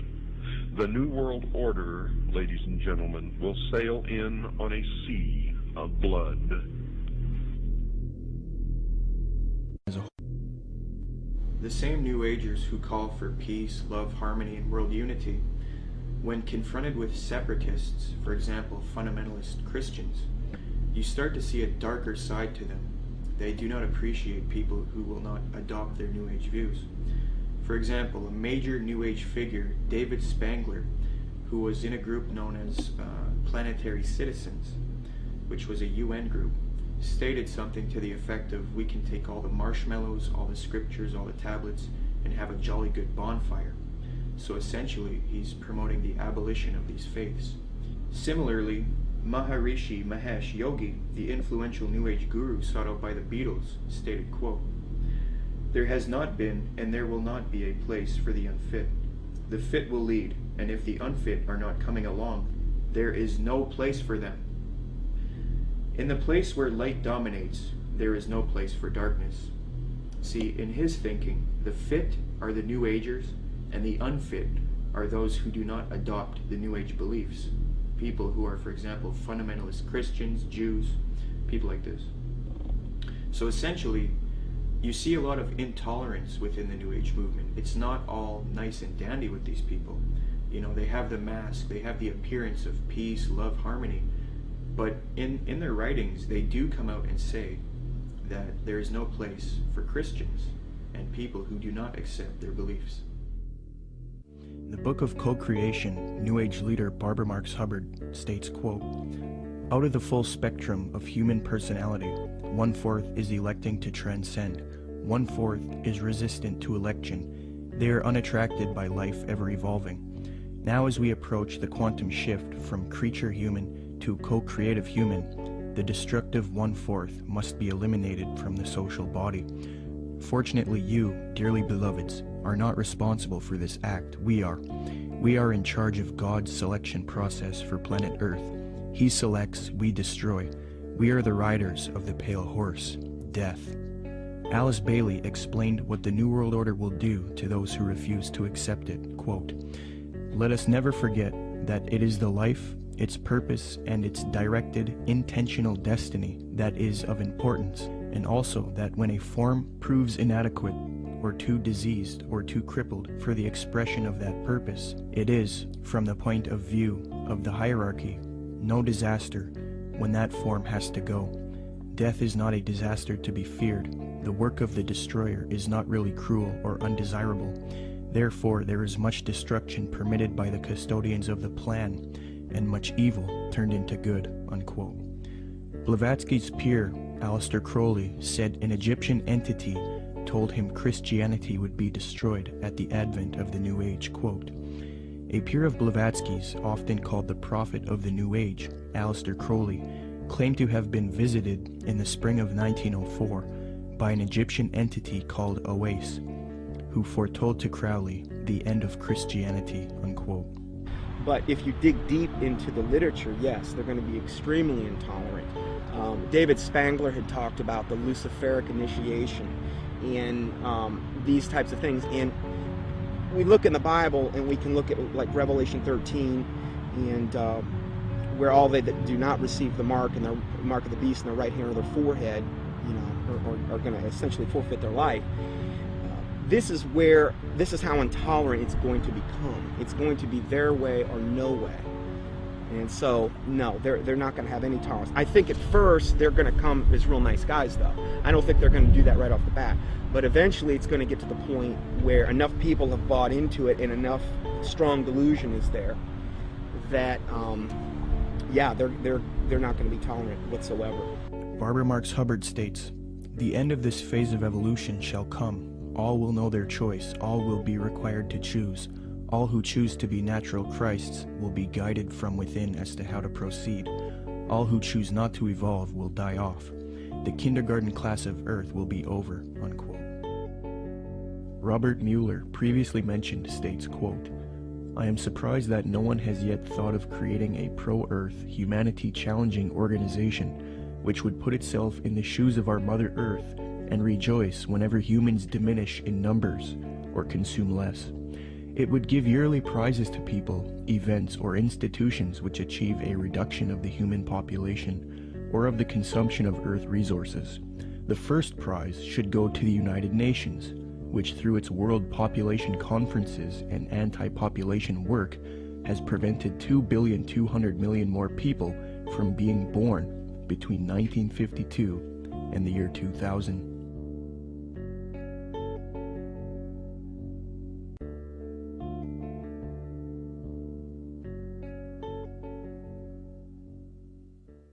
The more you look into where the 2012 ideas originated, and honestly, most of the 2012 theories are relatively new, that is, people attaching significance to the fact that the Mayan calendar ends. And almost without exception, they are by people that are channeling entities. A lot of times they say it's the Pleiadians that they're talking to, or the Syrians, or in the case of David Wilcock, it's Ra and Seth. Most of the time what the entities are telling the people don't always match up, but they always seem to be telling the same things. And for the most part, a lot of those early people that got the information from spiritual entities were saying that it was a great cosmic enlightenment that was coming in 2012. And so that to me seems to be the most direct idea that the spirit world wants us to think, because it's oftentimes accompanied with this idea that they want the person they're telling to go out and tell more people. So 2012 became significant on the internet because people felt like it was their mission to tell other people because they were having supernatural experiences. Most of the 2012 theories will fall into one of two categories. Either they're going to be, that in 2012 there's going to be some great enlightenment. They say it's a spiritual evolution or a consciousness shift or a vibrational change or something to that effect. And the other half of it seems to be more about a cataclysmic events that are going to happen in 2012. Usually, they're based off the idea that the Mayan calendar ends or restarts in 2012. 2012 is being pushed on the public through books, documentaries, speakers, and even major motion pictures. We are meant to believe that December 21st, 2012 will either be a catastrophe for humanity or a time when there is a consciousness enlightenment and a world shift, a time when humanity evolves. However, when you consult the scholars who study the Mayan calendar, they don't seem to support these views at all. University of Florida anthropologist Susan Gillespie says the 2012 phenomena comes from the media and from other people making use of the Maya past to fulfill agendas that are really their own. Despite the publicity generated by the 2012 date, Susan Milbrath, curator at Latin American Art and Archaeology at the Florida Museum of Natural History, stated that, quote, "We, the archaeological community, have no record or knowledge that the Maya would think the world would come to an end in 2012. I think probably the most significant reason that all of them are wrong is because what they say that is going to happen in 2012 isn't. That is, although the Mayan calendar might be ending, there is no galactic alignment, whether it be the Earth actually won't be aligning with the center of the galaxy in the sense, and that actually won't happen for another 30 million years. So, and even if it was, there's no necessarily any evidence that anything would happen, but it's really a moot point because there isn't anything happening. Secondly, there is no actual alignment of the planets. It's another thing that people are saying is going to cause the enlightenment or the catastrophes. And this goes on and on. It's the same thing with the solar flares. It's the same thing with Planet X or Nibiru, or all those things aren't happening. And it's very interesting how you actually can go point by point and find out that each one of those supposed catalysts aren't true.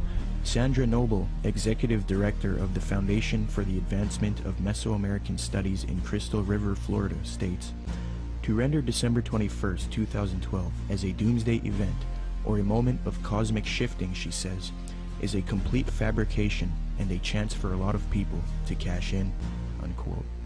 Many people are indeed cashing in because of the 2012 hysteria, but the reason 2012 is being pushed on the public so much is because it is in 2012 when the elite occultists and the New Age advocates plan to usher in the Age of Aquarius One World System.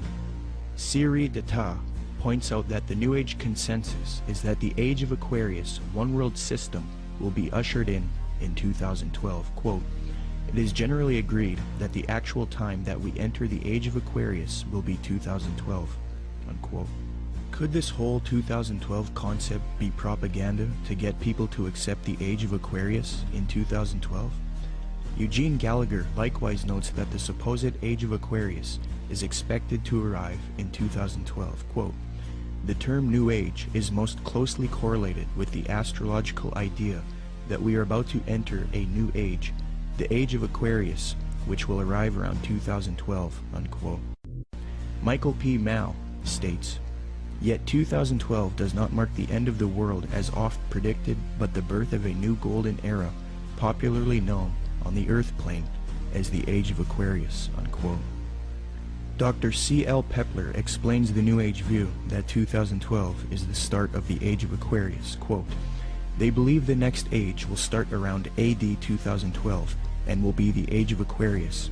This, they say, will be an age of enlightenment and world unity, a post-Christian world in the fullest sense of the word." Unquote. 2012 is a clever deception to get you to accept the Age of Aquarius New World Order under the mask of a Mayan prophecy.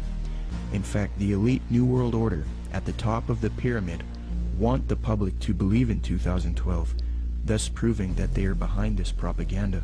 The Club of Rome, by its own admission, is a globalist think tank. The aim of this organization, founded by Erwin Laszlo, is to solve the world's problems and erect a solution, a new world order, one world government, the same theme we have been talking about in the film. On January 31st, 2009, the Club of Rome held the Future of the American Hemisphere Conference. Francesco Stippo kicked the conference off with a speech. Francesco Stippo is a member of the U.S. Club of Rome. He authored the book World Federalist Manifesto, Guide to Political Globalization, where he states, quote, "Political globalization is the creation of a world government which regulates the relationships among governments." Well, founder of the Club of Rome, Erwin Laszlo, along with popular New Age author and student of Jiddu Krishnamurti, Deepak Chopra, along with globalist Mikhail Gorbachev, have all authored a book together entitled World Shift 2012. This book advocates the 2012 theories extensively, so it appears that the elite have vested interest in this 2012 hysteria, and they want the public to accept it. Erwin Laszlo's Club of Rome founded another spin-off organization called the Club of Budapest. Now, it is this elite organization, the Club of Budapest, which is promoting 2012 and the New Age ascension beliefs to the public. New Age members of the Club of Budapest include Robert Mueller, former General Secretary of the UN, and Barbara Marx Hubbard, who stated, quote, "We have been projecting the transformation in 2012. It is happening now," unquote. Founder of the Club of Budapest, Erwin Laszlo, is also featured on the Pro-2012 Ascension website, worldshift2012.org. This website heavily promotes the idea that the world is about to end in 2012 if there isn't a transformation based on consciousness resulting in a new global order. Under the Partners section of the website, the State of the World Forum, which Zeitgeist is connected to, is listed on the site. This ties the New World Order to 2012 in that the 2012 hysteria is being pushed by the New World Order to the public to rally humanity together for a one-world government. Under the endorsement section of the worldshift2012.org site, Mikhail Gorbachev is also listed. Mikhail Gorbachev, the Communist New World Order advocate. Thus, it is quite clear that the global elite want people to believe in 2012 so that they can achieve their Age of Aquarius one-world system, which they now claim will emerge in 2012. It's a very clever deception that a lot of people have fallen for. Will anything happen in 2012? Maybe. Will it have to do with any prophecy of Maya? No. If anything does happen, it will be the New World Order who engineers it and ushers in their global system.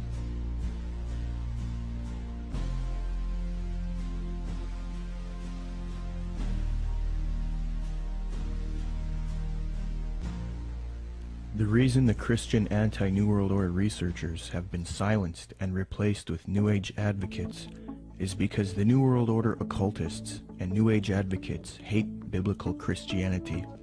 Why? Because the Bible not only refutes their New Age beliefs, but it predicted their coming utopia, calls it out as an evil world system, and tells people to resist it. First, in the Apostle Paul's first letter to Timothy, he warns of these supposed ascended masters who will deceive people with false doctrines. Quote, "The Spirit clearly says that in later times some will abandon the faith and follow deceiving spirits and things taught by demons.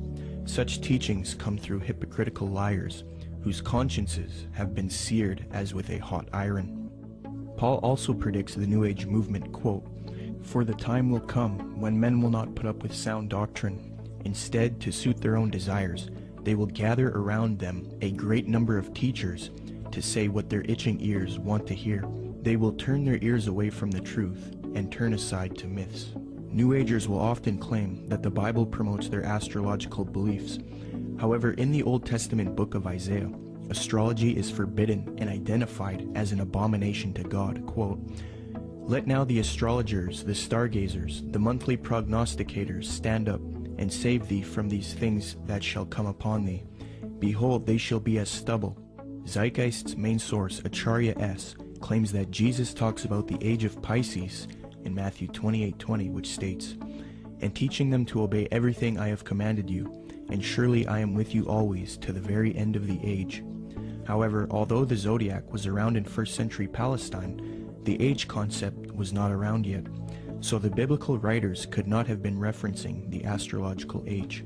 Dr. Noel Swerdlow, professor of astronomy and astrophysics at the University of Chicago, states, "Within which group of stars the vernal equinox was located was of no astrological significance at all. The modern ideas about the age of Pisces or the age of Aquarius are based upon the location of the vernal equinox in the regions of the stars of those constellations. So when this woman says that the Christian fish was a symbol of the coming age of Pisces, she is saying something that no one would have thought of in antiquity." Unquote. When Matthew 28:20 talks about the end of the age, or in Greek, the end of the eon, he is not talking about astrological ages, as this concept was not around yet. The age referred to is that of Jewish understanding. As J.P. Holding remarks, quote, "Zeitgeist is correct that when Jesus refers to the end of the eon, he doesn't mean the end of the world. However, he is also not speaking of the astrological age of Pisces. Rather, in the 1st century Jewish thought, there was an awareness of the current age, Ha-Alom Ha-Zeh, and the age to come, Ha-Alom Ha-Ba. The distinction between the two appears both in the New Testament and in other Jewish writings. This has nothing to do with astrology." Unquote. Zeitgeist merely tried to deceive the public into the New Age worldview by distorting the biblical data, which actually condemns astrology. Moreover, Jesus, Paul, and John predict this coming world teacher, Antichrist or Maitreya, and the New World Order, one world government, and it is this reason that the elite and the New Agers hate true biblical Christianity. Paul writes in 2 Thessalonians, quote, "That you not be quickly shaken from your composure or be disturbed either by a spirit or a message or a letter as if it is from us, to the effect that the day of our Lord has come. Let no one in any way deceive you, for it will not come unless the apostasy comes first, and the man of lawlessness is revealed, the son of destruction, who opposes and exalts himself above every so-called God or object of worship, so that he takes his seat in the temple of God, displaying himself as being God. And you know what restrains him now, so that in his time he will be revealed. For the mystery of lawlessness is already at work. Only he who now restrains will do so until he is taken out of the way. Then that lawless one will be revealed, whom the Lord will slay with the breath of his mouth, and bring to an end by the appearance of his coming. That is the one whose coming is in accord with the activity of Satan, with all power and signs and false wonders. Jesus Christ warned of the Antichrist and false Christs. He says not to believe anyone who says, "Look, the Christ has returned." For Jesus Christ's real glorious second coming comes after the false Christ or Antichrist deceives the world. Matthew 43 states, "And Jesus answered and said to them, See to it that no one misleads you, for many will come in my name, saying, I am the Christ, and will mislead many. Then they will deliver you to tribulation and will kill you, and you will be hated by all nations because of my name. Then if anyone says to you, Behold, here is the Christ, or there he is, do not believe him, for false Christs and false prophets will arise, and will show great signs and wonders, so as to mislead if possible even the elect. Behold, I have told you in advance. So if they say to you, Behold, he is in the wilderness, do not go out. Or, Behold, he is in the inner rooms, do not believe them. For just as the lightning comes from the east and flashes even to the west, so will the coming of the Son of Man be. But immediately after the tribulation of those days, the sun will be darkened, and the moon will not give its light, and the stars will fall from the sky, and the powers of the heavens will be shaken. And then the sign of the Son of Man will appear in the sky, and then all tribes of the earth will mourn, and they will see the Son of Man coming on the clouds of the sky with power and grace. In the book of Revelation, the Apostle John warns about this evil world teacher who humanity worships as he claims to be God. And he opened his mouth in blasphemies against God, to blaspheme his name and his tabernacle, that is, those who dwell in heaven. It was also given to him to make war with the saints and to overcome them. And authority over every tribe and people and tongue and nation was given to him. All who dwell on the earth will worship him. Everyone whose name has not been written from the foundation of the world in the book of life of the Lamb who has been slain. And he causes all, the small and the great, the rich and the poor, and the free men and the slaves, to be given a mark on the right hand or their forehead. And he provides that no one will be able to buy or sell, except the one who has the mark, either the name of the beast or the number of his name. Here is wisdom. Let him who has understanding calculate the number of the beast, for the number is that of a man, and his number is 666. John then talks about how the leaders of the world will form a one-world system and give authority to the Antichrist, or false world teacher. Quote, The 10 horns which you saw were 10 kings who have not yet received a kingdom, but they receive authority as kings with the beast for 1 hour. These have one purpose, and they give their power and authority to the beast. These will wage war against the Lamb, and the Lamb will overcome them, because he is Lord of lords and King of kings, and those who are with him are called and chosen and faithful. So if this Maitreya is real, and if he has the support of the New World Order, and if he plays a role in the coming world system, there is a high potential that he is in fact the Antichrist. We will have to wait and see. The Bible talks about how the real Lord Jesus Christ will return after this world system is created, and this world teacher deceives the planet. Revelation 6 says, Then the kings of the earth, the princes, the generals, the rich, the mighty, and every slave and every free man, hid in the caves among the rocks of the mountains. They called to the mountains and the rocks, Fall on us and hide us from the face of him who sits on the throne and from the wrath of the Lamb. For the great day of their wrath has come, and who can stand? The time that it's talking about in the Bible is actually going to be a time when the world is going to be extremely happy to be in this new system. And that includes people that right now think that they know all about the New World Order and all this stuff. Those people, included with the rest of the world, are going to be happy with being in the new system. What the Bible describes is something that is almost impossible to believe, in the sense that people are going to give their worship. These are politically correct people are going to give their worship to a man. That something is going to happen to cause them to worship a man, and that is something we're not ready for. It's something that political leaders don't right now do miracles, for the most part. Right. The whole concept requires new input. Something different has to happen.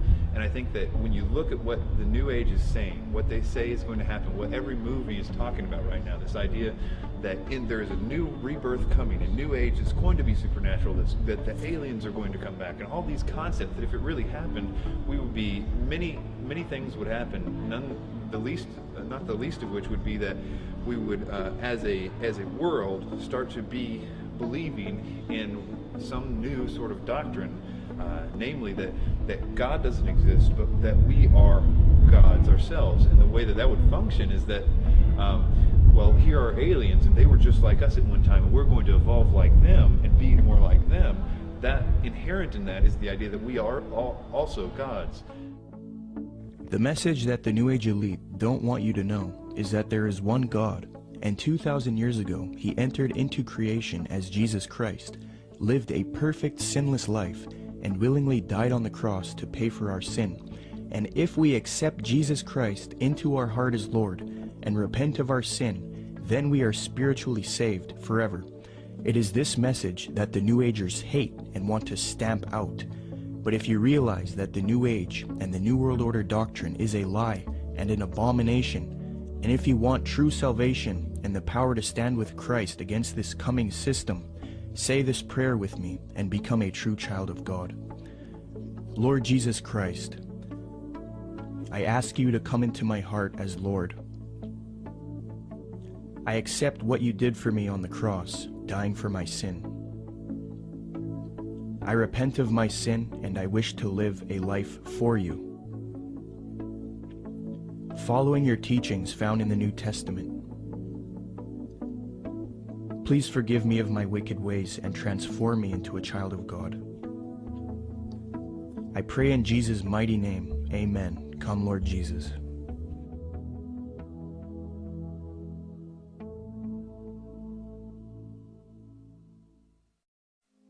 You don't really understand sometimes what a terrible burden it is to know some of the things that I know and try to wake people up and impart this knowledge to them and find out that they just have walls built in front of them. They want to be slaves. But we're making some chinks in those walls. You must publish only documented fact. And you must stay away from printing articles from people who will not document as fact what they put in their articles. That's why my broadcast scares the hell out of socialists. That's why in a White House memorandum I was named as the most dangerous radio host in America, not because I'm going to go out and shoot somebody, but because I shoot documented facts which cannot be refuted. That's why. That's what's dangerous. Seek ye the truth, and the truth will make you free, and nothing else will do it. Jesus Christ has never lied to anybody. Why won't you listen to him? Don't spread a rumor. Spread the truth. Document it. Prove it. Make it irrefutable, and you too will become dangerous to those who admire us in lies and enslave us in socialism.